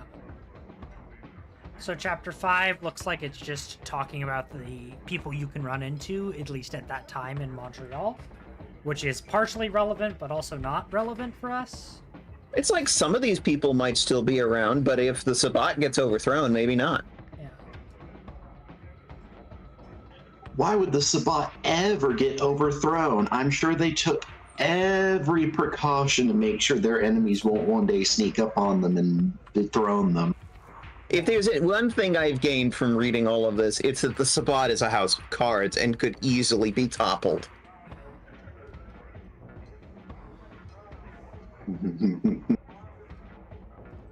Yeah, the rest of this book is also super boring to read to an audience. Because it's just these characters exist. Here's their stats. Here's a little bit of... This is basically... this is all the characters. This is what their stats are. This is how they think about themselves. Which there's some stuff in there that's interesting. But that feels less... not super interesting. That's just kind of reading... This is reading a bunch of character sheets and backstories at people. Which isn't... There's some interesting stuff there, theoretically. But it's also like... It basically, at that point, it becomes a resource book and not so much a book about a setting. Exactly.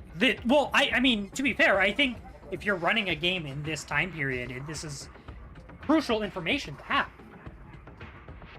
Agreed. This is a tabletop RPG book. There's got to be some rule structure stuff to these people that are brought up. That makes sense. Yeah, Sabbat have a way of producing mass grunts to throw at people. This is true. Chapter 6 and the appendix might have some interesting things, but I think this is... Realistically, I think we have gone through the interesting things in this book. That's sort of what I'm thinking, yeah. As I'm skimming through here. So yeah, that... My primary focus is, like, I have the right to, like, put down my foot and, like, you need to essentially evoke an X card and say, no, this is, like, I don't need to sit here and read torture porn. Correct. Yeah. All right. So. That said, what we could talk about is, like, how is this going to be relevant to what we're planning? The only thing I'm saying is I don't know how much we're allowed to say or want to say. We haven't announced any of that stuff yet. So. I'm working on it. I mean, at the very least, it does set up a kind of nice thing about, oh, there's a chance if you're digging around underground, you might just run into a random catacomb full of vampires to fight. Like, the setting stuff did give me an interesting... The underground existing is a really cool place for me to set stuff. I'm definitely going to be using that. And like I said, a great, like, story hook could be, mortals go and they dig in, they knock over a wall, and they find out a whole bunch of vampire shit in the underground. It's like, that's a great story hook.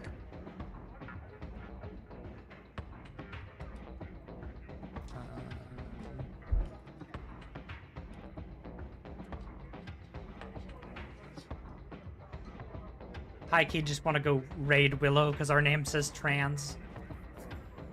That works. So, I might just raid out to them. So I'm gonna get that... raid out to her, rather. I'm gonna get that started. You all have a lovely night. Thank you for coming, and sorry for the torture board. I apologize if I was a bit of a wet blanket. I wouldn't put that. I think your limits are valid and should mean a lot, and that makes fucking sense. It got my therapist has been saying I need to, like, establish more, like, boundaries, and it's like, I get one here. This is me saying, you valid, girl. I agree. All right. I am going to hit the ending soon screen.